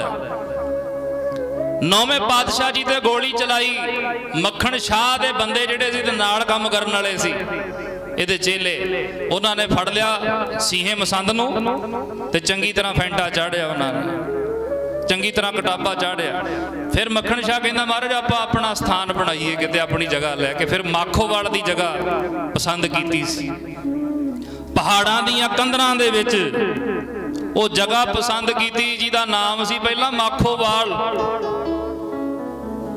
ਰਾਜਾ ਦਲੀਪ ਚੰਦ ਕਹਿਲੂਰੀਏ ਦੇ ਪੁੱਤਰ ਤਾਰਾ ਚੰਦ ਕਹਿਲੂਰੀਏ ਉਹ ਤੋਂ ਖਰੀਦੀ ਸੀ ਇਹ ਜਗ੍ਹਾ ਉਹਨਾਂ ਵੇਲਿਆਂ 'ਚ 1,57,000 ਰੁਪਏ ਦੀ, ਜਿਹਨੂੰ ਆਬਾਦ ਕੀਤਾ ਤੇ ਆਪਣੀ ਮਾਤਾ ਦੇ ਨਾਮ ਤੇ ਨਾਮ ਰੱਖਿਆ ਚੱਕ ਮਾਤਾ ਨਾਨਕੀ, ਤੇ ਨਗਰ ਵਸਾਇਆ।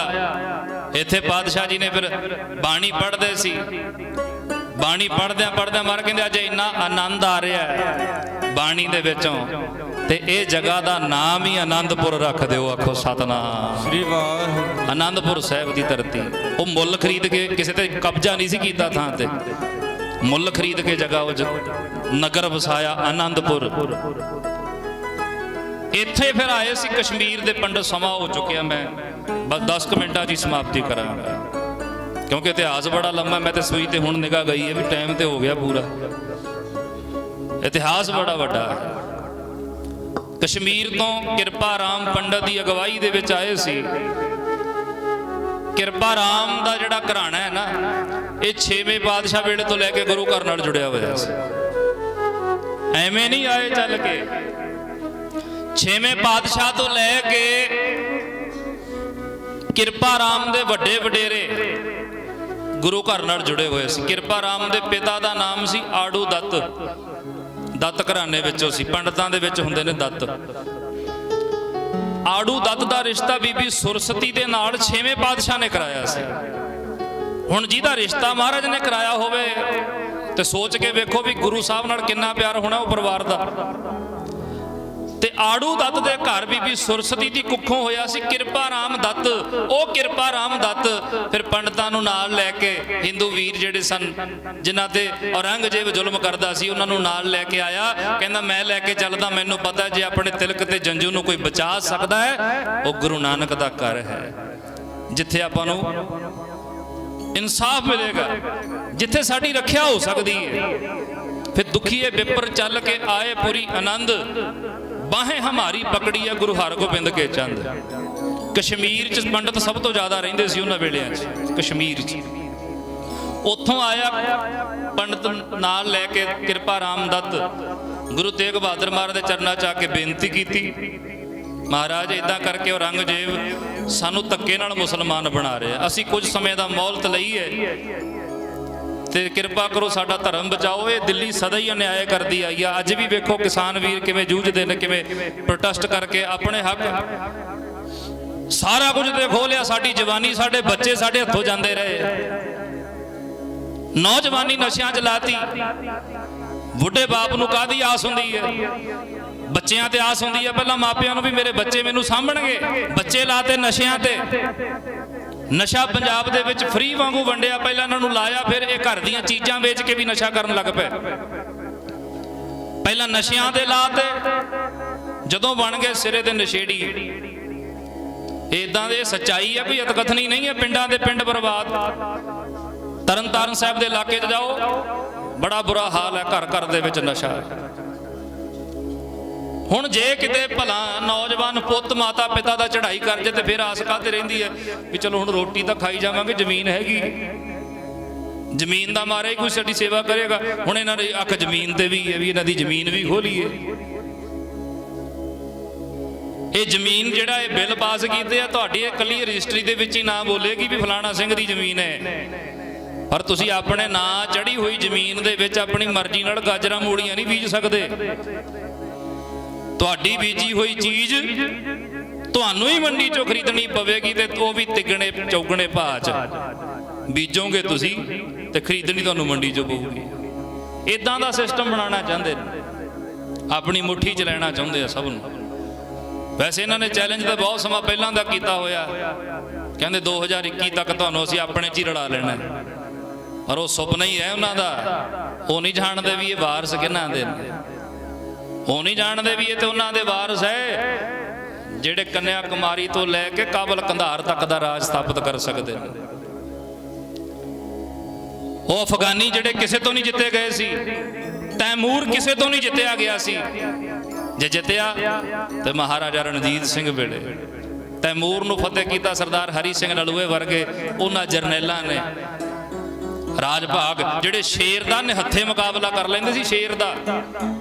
ਆ ਵੇਖ ਕੇ ਜੋਸ਼ ਨੌਜਵਾਨਾਂ ਦੇ ਵਿੱਚ ਅੱਜ ਵੀ ਸਾਨੂੰ ਉਹ ਫਕਰ ਮਹਿਸੂਸ ਹੁੰਦਾ ਵੀ ਵਾਕਈ ਸਾਡੇ ਅੰਦਰ ਅਜੇ ਵੀ ਉਹ ਚਿਣਗ ਹੈਗੀ, ਸਾਡੇ ਅੰਦਰ ਅਜੇ ਵੀ ਉਹਨਾਂ ਦਾ ਖੂਨ ਅਜੇ ਵੀ ਸਾਡੀਆਂ ਰਗਾਂ ਦੇ ਵਿੱਚ ਹੈ, ਉਹ ਜਨੂਨ ਅਜੇ ਵੀ ਸਾਡੇ 'ਚ ਹੈ।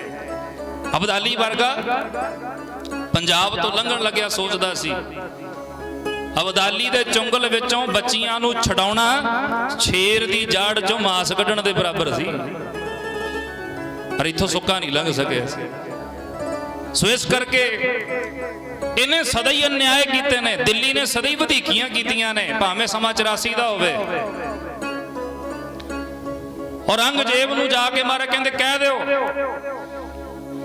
ਜਦੋਂ ਇਦਾਂ ਕਿਹਾ ਨਾ ਉਹਨਾਂ ਨੇ ਤੇ ਮਹਾਰਾਜ ਸੋਚਣ ਲੱਗ ਪਏ। ਗੋਬਿੰਦ ਰਾਏ ਜੀ ਆਏ, ਆਖਿਆ ਪਿਤਾ ਜੀ ਤੁਸੀਂ ਕੀ ਸੋਚਦੇ ਹੋ?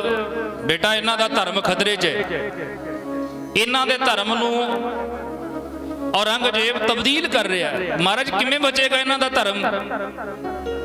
ਆਖਿਆ ਕਿਸੇ ਸਾਧੂ ਮਹਾਤਮਾ ਦੇ ਬਲੀਦਾਨ ਦੀ ਲੋੜ ਹੈ। ਇਦਾਂ ਹੀ ਪੜ੍ਹਦੇ ਸੁਣਦੇ ਆਏ ਆ ਨਾ ਆਪਾਂ, ਪਰ ਪਾਤਸ਼ਾਹ ਨੇ ਸਮਝਾਇਆ ਸੀ ਚੰਗੀ ਤਰ੍ਹਾਂ ਆਪਣੇ ਪੁੱਤਰ ਨੂੰ ਕਿ ਪੁੱਤਰ ਇੱਕ ਐਸਾ ਮਹਾਨ ਪੁਰਸ਼ ਚਾਹੀਦਾ ਹੈ ਜਿਹਨੂੰ ਔਰੰਗਜ਼ੇਬ ਦੀ ਦੌਲਤ ਦਾ ਕੋਈ ਲਾਲਚ ਨਾ ਹੋਵੇ। ਐਸਾ ਮਹਾਨ ਵਿਅਕਤੀ ਚਾਹੀਦਾ ਹੈ, ਮਹਾਨ ਪੁਰਸ਼ ਚਾਹੀਦਾ ਹੈ ਜਿਹੜਾ ਕਿਸੇ ਹਥਿਆਰ ਤੋਂ ਡਰਦਾ ਨਾ ਹੋਵੇ। ਤੇ ਤੀਜਾ ਗੁਣ ਉਹਦੇ ਵਿੱਚ ਇਹ ਹੋਵੇ, ਔਰੰਗਜ਼ੇਬ ਜੇ ਮੌਤ ਵੀ ਦੇਵੇ ਤੇ ਹੱਸ ਕੇ ਕਬੂਲ ਕਰੇ, ਇਹੋ ਜਿਹਾ ਚਾਹੀਦਾ। ਫਿਰ ਗੋਬਿੰਦ ਰਾਏ ਜੀ ਕਹਿੰਦੇ ਜਿਹੜੇ ਗੁਣਾਂ ਦੀ ਪਿਤਾ ਜੀ ਆਪ ਜੀ ਗੱਲ ਕਰਦੇ ਹੋ, ਤੁਹਾਡੇ ਤੋਂ ਬਿਨਾ ਮੈਨੂੰ ਹੋਰ ਕਿਸੇ 'ਚ ਨਹੀਂ ਦਿਸਦੇ। ਆਖੋ ਸਤਨਾਮ ਸ੍ਰੀ ਵਾਹਿਗੁਰੂ। ਮੈਨੂੰ ਪਤਾ ਹੈ ਮੇਰੇ ਬਾਪੂ ਦੇ ਜ਼ਮੀਰ ਨੂੰ, ਮੇਰੇ ਪਿਤਾ ਦੀ ਅਣਖ ਨੂੰ ਦੁਨੀਆ ਭਰ ਦੀ ਦੌਲਤ ਨਹੀਂ ਖਰੀਦ ਸਕਦੀ, ਕੱਲਾ ਔਰੰਗਜ਼ੇਬ ਕੀ। ਤੇ ਮੈਨੂੰ ਇਹ ਵੀ ਪਤਾ ਪਿਤਾ ਜੀ ਕਿ ਦੁਨੀਆ ਤੇ ਐਸਾ ਹਥਿਆਰ ਹੀ ਨਹੀਂ ਬਣਿਆ ਜੀ ਤੋਂ ਤੁਸੀਂ ਡਰਦੇ ਹੋਵੋ। ਦੁਨੀਆ ਦੇ ਵੱਡੇ ਵੱਡੇ ਹਥਿਆਰ ਮੇਰੇ ਪਿਤਾ ਦੇ ਅੱਗੇ ਕੁਛ ਵੀ ਨਹੀਂ। ਤੁਸੀਂ ਤੇ ਜੰਮਦੇ ਹੀ ਤੇਗਾਂ ਦੀ ਛਾਂ ਮਾਣੀ ਹੈ। ਤੇ ਤੀਜੀ ਗੱਲ, ਮੈਨੂੰ ਪਤਾ ਹੈ ਔਰੰਗਜ਼ੇਬ ਮੌਤ ਦੀ ਗੱਲ ਕਰੇਗਾ ਤੇ ਪਿਤਾ ਜੀ ਮੌਤ ਵੀ ਤੁਹਾਡੇ ਅੱਗੇ ਆ ਕੇ ਨੀਵੀਆਂ ਪਾ ਜਾਏਗੀ। ਇਸ ਕਰਕੇ ਤੁਸੀਂ ਕਿਰਪਾ ਕਰੋ, ਇਹ ਤੁਸੀਂ ਹੀ ਕਰ ਸਕਦੇ। ਇਹ ਗੱਲ ਕਹਿਣੀ ਸੌਖੀ ਹੈ, ਬਾਪੂ ਨੂੰ ਭੇਜਣਾ ਕਿ ਪਿਤਾ ਜੀ ਤੁਸੀਂ ਜਾਓ, ਨਾਲੇ ਪਤਾ ਵੀ ਸ਼ਹੀਦੀ ਹੋਏਗੀ, ਕੁਰਬਾਨੀ ਕਰਨੀ ਪੈਣੀ ਹੈ। ਫਿਰ ਮਹਾਰਾਜ ਕਹਿੰਦੇ ਜਾਓ ਕਹਿ ਦਿਓ ਔਰੰਗਜ਼ੇਬ ਨੂੰ, ਸੁਨੇਹਾ ਲਾ ਦਿਓ ਵੀ ਸਾਡੇ ਗੁਰੂ ਤੇਗ ਬਹਾਦਰ ਮਹਾਰਾਜ ਸਾਡੀ ਅਗਵਾਈ ਕਰਦੇ ਨੇ। ਜੇ ਗੁਰੂ ਤੇਗ ਬਹਾਦਰ ਪਾਤਸ਼ਾਹ ਨੂੰ ਮੁਸਲਮਾਨ ਬਣਾ ਲਿਆ, ਅਸੀਂ ਆਪੇ ਜਨੇਊ ਲਾ ਕੇ ਤੇਰੇ ਪੈਰਾਂ 'ਚ ਰੱਖ ਦਿਆਂਗੇ। ਜੇ ਗੁਰੂ ਤੇਗ ਬਹਾਦਰ ਮਹਾਰਾਜ ਨੂੰ ਤੂੰ ਈਨ ਨਾ ਬਣਾ ਸਕਿਆ, ਫਿਰ ਸਾਨੂੰ ਵੀ ਮਜਬੂਰ ਨਾ ਕਰੀ। ਇਹ ਸੌਦਾ, ਇਹ ਸਮਝੌਤਾ ਪ੍ਰਵਾਨ ਕਰ ਲਿਆ ਸੀ ਔਰੰਗਜ਼ੇਬ ਨੇ। ਕਹਿੰਦਾ ਕੱਲੇ ਕੱਲੇ ਨੂੰ ਕਹਿੰਦੇ ਆ, ਮਜਬੂਰ ਕਰਦੇ ਆ, ਲਾਲਚ ਦਿੰਦੇ ਆ, ਕਿੰਨਾ ਟਾਈਮ ਲੱਗਦਾ। ਇਹਦੇ ਨਾਲੋਂ ਚੰਗਾ ਹੈ ਆਪਾਂ ਸਾਰਾ ਜ਼ੋਰ ਗੁਰੂ ਤੇਗ ਬਹਾਦਰ ਦੀ ਲਾ ਦਈਏ। ਇੱਕ ਜਾਣੇ ਨੂੰ ਮਨਾਉਣਾ ਕੀ ਔਖਾ ਹੈ, ਕੱਲੇ ਕੱਲੇ ਨੂੰ ਮਨਾਉਂਦੇ ਫਿਰਦੇ ਆ। ਜੇ ਇੱਕ ਜਾਣੇ ਦੇ ਮੰਨਣ ਨਾਲ ਪੂਰੀ ਕੌਮ ਆਪਣੇ ਚ ਰਲ ਜਾਂਦੀ ਹੈ ਤੇ ਆਪਾਂ ਨੂੰ ਕੋਈ ਘਾਟੇ ਵਾਲਾ ਸੌਦਾ ਨਹੀਂ, ਔਰੰਗਜ਼ੇਬ ਕਹਿੰਦਾ। ਪਰ ਉਹਨੂੰ ਨਹੀਂ ਸੀ ਪਤਾ ਵੀ ਇਹ ਕਿਤੇ ਗੁਰੂ, ਜਿਵੇਂ ਸੰਤ ਜਰਨੈਲ ਸਿੰਘ ਜੀ ਭਿੰਡਰਾਂ ਵਾਲਿਆਂ ਨੂੰ ਕਿਹਾ ਸੀ ਨਾ ਵੀ ਇੰਨਾ ਅਮਰੀਕਾ ਦਾ ਡਾਲਰ ਤੁਹਾਡੇ ਅਕਾਊਂਟ 'ਚ ਪਾ ਦਿੰਨੇ ਆ, ਤੁਸੀਂ ਸਾਡੇ ਨਾਲ ਸਹਿਮਤੀ ਪ੍ਰਗਟ ਕਰੋ, ਛੱਡੋ ਆਨੰਦਪੁਰ ਦੇ ਮਤਿਆਂ ਦੀ ਗੱਲ। ਤੇ ਸੰਤਾਂ ਨੇ ਆਖਿਆ ਸੀ ਆ ਤੁਹਾਡੇ ਡਾਲਰਾਂ ਦੇ ਨਾਲ ਤੁਸੀਂ ਜ਼ਮੀਨਾਂ ਖਰੀਦ ਸਕਦੇ ਹੋ, ਜਰਨੈਲ ਸਿੰਘ ਦੀ ਜ਼ਮੀਰ ਨਹੀਂ ਖਰੀਦ ਸਕਦੇ। ਇਹ ਵਿਕਾਊ ਨਹੀਂ ਹੈ, ਤੁਹਾਡੇ ਡਾਲਰਾਂ ਨਾਲ ਜ਼ਮੀਨਾਂ ਖਰੀਦੀਆਂ ਜਾ ਸਕਦੀਆਂ ਨੇ, ਜਰਨੈਲ ਸਿੰਘ ਦੀ ਜ਼ਮੀਰ ਵਿਕਾਊ ਨਹੀਂ, ਵਿਕੇ ਨਹੀਂ। ਤੇ ਗੁਰੂ ਤੇਗ ਬਹਾਦਰ ਮਹਾਰਾਜ ਨੂੰ ਜਾ ਕੇ ਔਰੰਗਜ਼ੇਬ ਨੇ ਫਿਰ ਇਦਾਂ ਕਹਿੰਦਾ ਠੀਕ ਹੈ ਸਾਨੂੰ ਪ੍ਰਵਾਨ ਹੈ। ਫਿਰ 9ਵੇਂ ਪਾਤਸ਼ਾਹ ਤੁਰੇ ਦਿੱਲੀ ਵੱਲ ਚਾਲਾ ਪਾਇਆ, ਆਨੰਦਪੁਰ ਸਾਹਿਬ ਦੀ ਧਰਤੀ ਤੋਂ।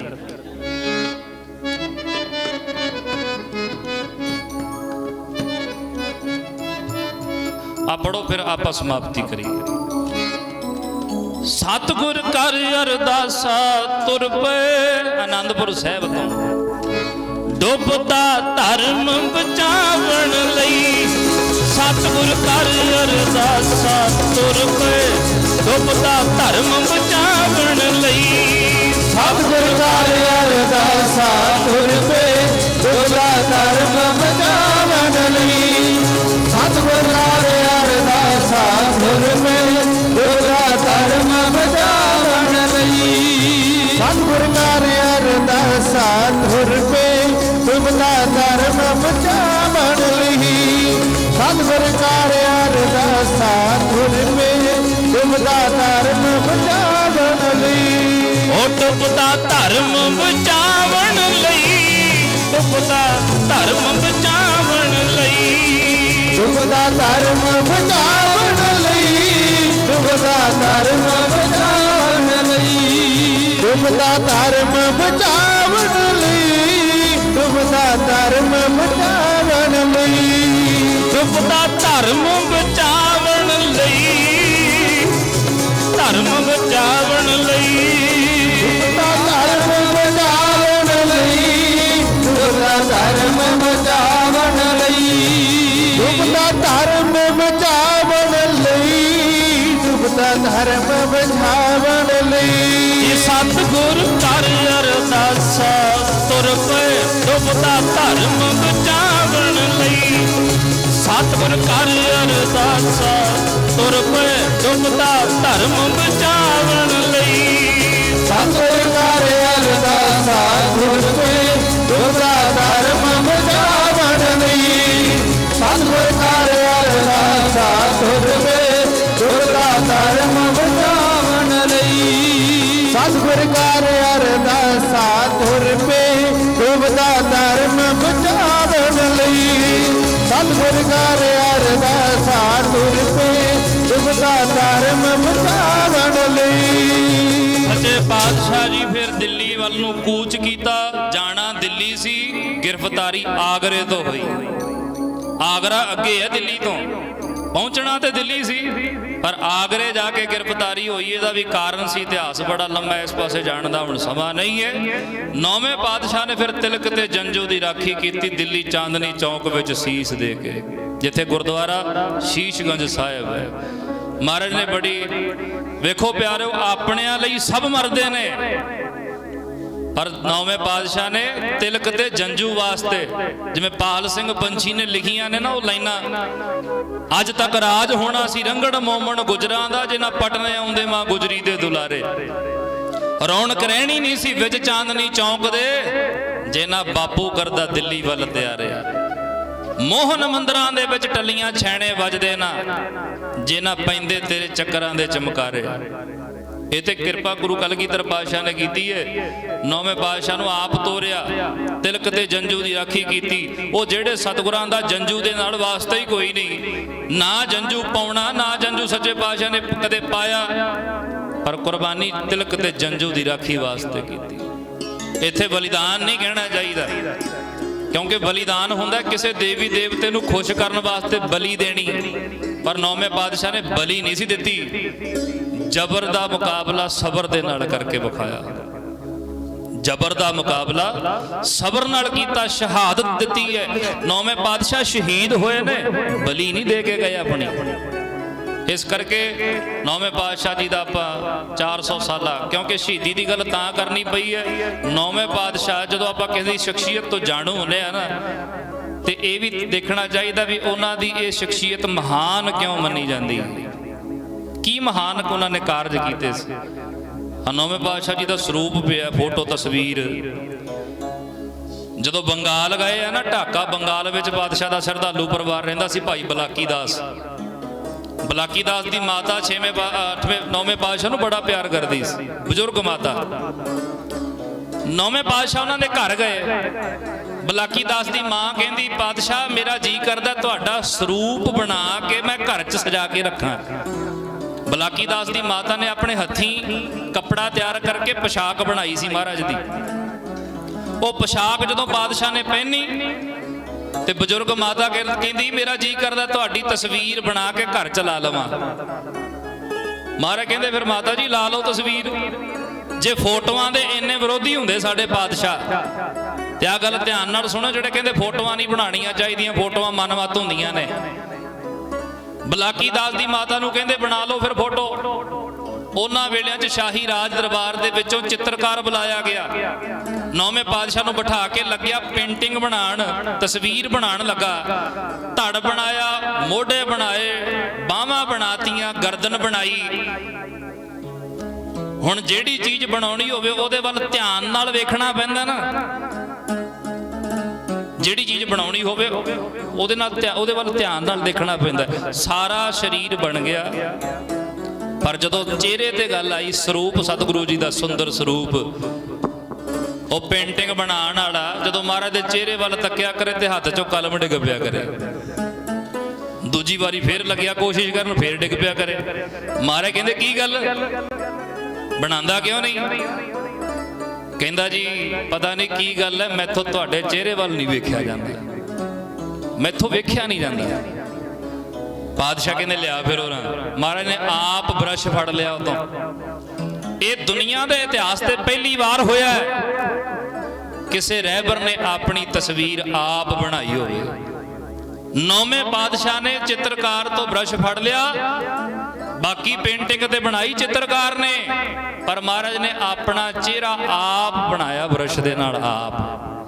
कहंदे आ लो ला लो। फिर उन्होंने बड़ी सोहनी तस्वीर बनी स्वरूप महाराज दा घर च ला के रखिया। अज वो तस्वीर कलकत्ते दी विक्टोरिया अजायब घर दे विच लगी हुई है। नौवें पातशाह जी दे हाथ दी बनी विक्टोरिया अजायब घर दे विच नौवें पातशाह जी दी वो तस्वीर लगी है। कमाल दी गल पता किहड़ी है? कहंदे जिन्नी पेंटिंग ते बनाई सी चित्रकार ने ओहदे रंग ते पै गए फिके पर जिहड़ा महाराज ने आप अपने हत्थां नाल बनाया सी ओह इदां लगदा जिवें अज ही तैयार कीती होवे। आखो सतनाम श्री वाहिगुरू। ऐसे दीन दयाल सतगुरु जिन्हां दा 400 साला प्रकाश दिहाड़ा मना रहे हैं। आप सारियां संगतां दा बहुत बहुत धन्नवाद। गुरुद्वारा प्रबंधक कमेटी दा सेवादारां दा सारी संगत दा नगर पंचायत दा नगर निवासियां दा सब दा तहे दिलों धन्नवाद। कोटान कोट शुकराना गुरु ग्रंथ साहब सच्चे पातशाह जी दा जिन्हां ने मेहर कीती बख्शिश कीती सानू रल मिल के बहन दा इस भाग समा बख्शिश कीता है। आओ प्यार नाल आ पंक्ति पढ़िए ते समाप्ति करिए गज के।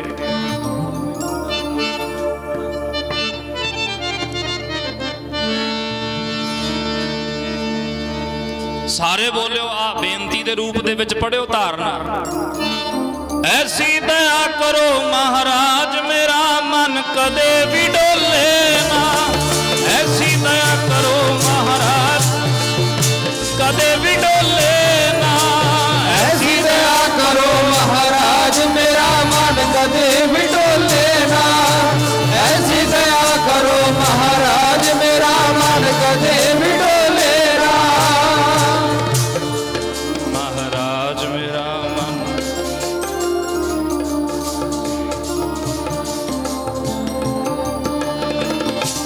ਡੋਲੇ ਨਾ। ਐਸਾ ਰਸ ਰਸਨਾ ਵਿੱਚ ਭਰ ਦਿਓ ਫਿੱਕਾ ਕਦੇ ਵੀ ਬੋਲੇ ਨਾ। ਐਸਾ ਰਸ ਰਸਨਾ ਵਿੱਚ ਭਰ ਦਿਓ ਫਿੱਕਾ ਕਦੇ ਵੀ ਬੋਲੇ ਨਾ। ਐਸਾ ਰਸ ਰਸਨਾ ਵਿੱਚ ਭਰ ਦਿਓ ਫਿੱਕਾ ਕਦੇ ਵੀ ਬੋਲੇ ਨਾ। ਐਸਾ ਰਸ ਰਸਨਾ ਵਿੱਚ ਭਰ ਦਿਓ ਫਿੱਕਾ ਕਦੇ ਵੀ ਬੋਲੇ ਨਾ। ਐਸਾ ਰਸ ਰਸਨਾ ਵਿੱਚ ਭਰ ਦਿਓ ਫਿੱਕਾ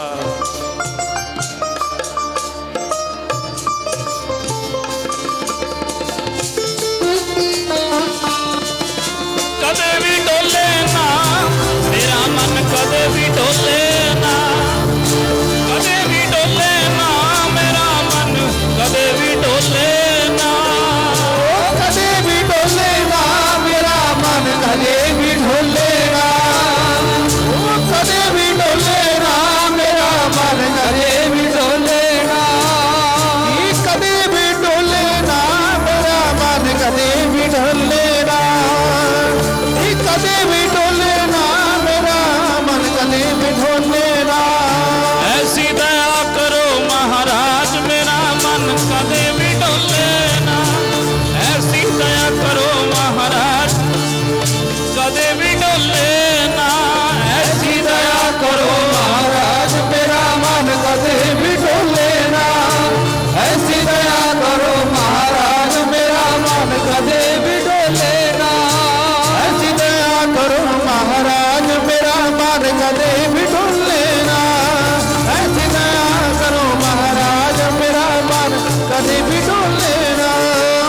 ਡੰਡੋਤ ਬੰਦਨ ਅਨਕ ਵਾਰ ਸਰਬ ਕਲਾ ਸਮਰਾਤ ਡੋਲਣ ਤੇ ਰੱਖੋ ਪ੍ਰਭੂ ਨਾਨਕ ਦੇ ਘਰ ਹੱਥ। ਡੰਡੋਤ ਬੰਦਨ ਅਨਕ ਵਾਰ ਸਰਬ ਕਲਾ ਸਮਰੱਥ ਡੋਲਣ ਤੇ ਰੱਖੋ ਪ੍ਰਭੂ ਨਾਨਕ ਦੇ ਕਰ ਹੱਥ। ਹੋਈਆਂ ਬੇਅੰਤ ਪ੍ਰਕਾਰ ਦੀਆਂ ਭੁੱਲਾਂ ਦੀ ਖਿਮਾ। ਆਓ ਹੁਣ ਆਨੰਦ ਸਾਹਿਬ ਗੱਜ ਕੇ ਪੜੋ ਕਿਸੇ ਦੀ ਰਸਨਾ ਵਾਂਝੀ ਨਾ ਰਵੇ। ਅੱਜ ਜਿਹੜਾ ਇਤਿਹਾਸ ਮੈਂ ਕਿਉਂਕਿ ਇੱਕ ਬਹੁਤ ਮੁਸ਼ਕਲ ਹੁੰਦਾ ਹੈ ਥੋੜੇ ਸਮੇਂ ਦੇ ਵਿੱਚ ਬਹੁਤ ਕੁਝ ਕਹਿਣਾ, ਪਰ ਇਹ ਕੋਸ਼ਿਸ਼ ਕੀਤੀ ਹੈ ਮੈਂ। ਇਹ ਜਿਹੜਾ ਇਤਿਹਾਸ ਹੈ ਤਕਰੀਬਨ 3-4 ਦਿਨ ਲੱਗ ਜਾਂਦੇ ਜੇ ਲਗਾਤਾਰ ਸੁਣਾਈਏ ਤੇ। ਇਸ ਕਰਕੇ ਸਮਾਂ ਥੋੜਾ ਸੀ, ਇਤਿਹਾਸ ਬਹੁਤਾ, ਇਸ ਕਰਕੇ ਕਾਹਲੀ 'ਚ ਵੀ ਕਿਹਾ ਜਾਂਦਾ, ਕੁਝ ਗੱਲਾਂ ਰਹਿ ਵੀ ਜਾਂਦੀਆਂ ਹਨ, ਬਹੁਤ ਕੁਝ ਸ਼ਾਰਟ 'ਚ ਸੁਣਾਉਣਾ ਪੈਂਦਾ ਹੈ। ਇੰਨੀਆਂ ਕਿ ਵਿਚਾਰਾਂ ਕਰਿਓ ਪ੍ਰਵਾਨ, ਹੋਈਆਂ ਭੁੱਲਾਂ ਦੀ ਖਿਮਾ। ਆਨੰਦ ਸਾਹਿਬ ਗੱਜ ਕੇ ਪੜ੍ਹੀਏ, ਫਿਰ ਅਰਦਾਸ ਹੁਕਮਨਾਮੇ ਕੜਾ ਪ੍ਰਸ਼ਾਦ ਵਰਤੇਗਾ। ਅਗਲਾ ਪ੍ਰੋਗਰਾਮ ਆਪ ਜੀ ਨੂੰ ਬਾਅਦ ਵਿੱਚ ਦੱਸਿਆ ਜਾਏਗਾ। ਸਾਰੀ ਸੰਗਤ ਪਿਆਰ ਨਾਲ ਇਸੇ ਤਰ੍ਹਾਂ ਸਜੇ ਰਹੋ। ਰਾਮ ਕਲੀ ਮਹੱਲਾ ਤੀਜਾ। ਆਨੰਦ ਇੱਕ ਓੰਕਾਰ ਸਤਿਗੁਰ ਪ੍ਰਸਾਦ।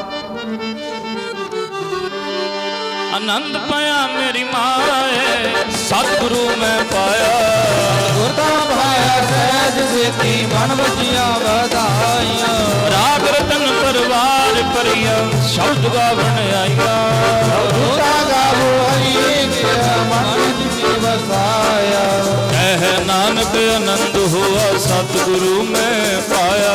ਏ ਮਨ ਮੇਰੇ ਆਖੋ ਸਦਾ ਰਹੋ ਹਰ ਨਾਲ। ਹਰ ਨਾਲ ਰਹੋ ਤੂੰ ਮਨ ਮੇਰੇ ਦੁਖ ਸਭ ਸਾਰਨਾ। ਕੀ ਕਾਰੋ ਕਰੇ ਤੇਰਾ ਕਾਰਜ ਸਭ ਸਵਾਰਨਾ। ਸਭਨਾ ਗੱਲਾਂ ਸਮਰੱਥ ਸੁਆਮੀ ਸੋ ਕਿਉ ਮਨ ਹੁਣ ਸਾਰੇ। ਕਹਿ ਨਾਨਕ ਮਨ ਮੇਰੇ ਸਦਾ ਰਹੋ ਹਰ ਨਾਲ।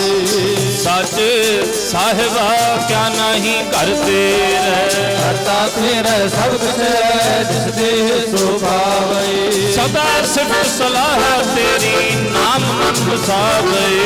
ਨਾਮ ਜਿਨ੍ਹਾਂ ਮਨ ਵਰਿਆ ਤੇ ਸਬਦ ਕਰੇ। ਕਹਿ ਨਾਨਕ सच्चे साहिब क्या नाही करते रह सच्चा ਨਾਮ ਮੇਰਾ ਆਧਾਰ ਸੱਚ ਦਾ ਮੈਂ ਆਧਾਰ ਮੇਰਾ ਜਨ ਭੁੱਖਾ ਸਭ ਗਵਾਇਆ ਹਰ ਸ਼ਾਂਤ ਸੁਖ ਮਨ ਆਏ ਵਸਿਆ ਜਿਨ ਇੱਛਾ ਸਭ ਪੁਜਾਈਆਂ ਕੁਰਬਾਨ ਕੀਤਾ ਗੁਰ ਬਿਟੋ ਜਿਤਨੀ ਆਏ ਬੜਿਆਈਆਂ ਕਹਿ ਨਾਨਕ ਸੁਣ ਹੋ ਸੰਤ ਹੋ ਸ਼ਬਦ ਤਰਹੁ ਸਿਆਰੋ ਸਤ ਨਾਮ ਮੇਰਾ ਆਧਾਰ ਵਾਜੇ ਪੰਜ ਸ਼ਬਦ ਤਿਤ ਕਰ ਸੁਭਾਗਾ ਘਰ ਸੁਭਾਗੈ ਸ਼ਬਦ ਵਾਜੇ ਕਲਾ ਜਿਤ ਘਰ ਧਾਰਿਆ ਪੰਜ ਦੂਤ ਤੁਧ ਵਸ ਕੀਤੇ ਕਾਲ ਕੰਟਕ ਮਾਰਿਆ ਤੁਰ ਕਰਮ ਪਾਇਆ ਤੁਧ ਜਨ ਕੋ ਸੇ ਨਾਮ ਹਰ ਕੈ ਲਾਗੇ ਰਹਿ ਨਾਨਕ ਤਜ ਕੋ ਆਦਤ ਕਰਿਆ ਨਾ ਗਵਾਜੇ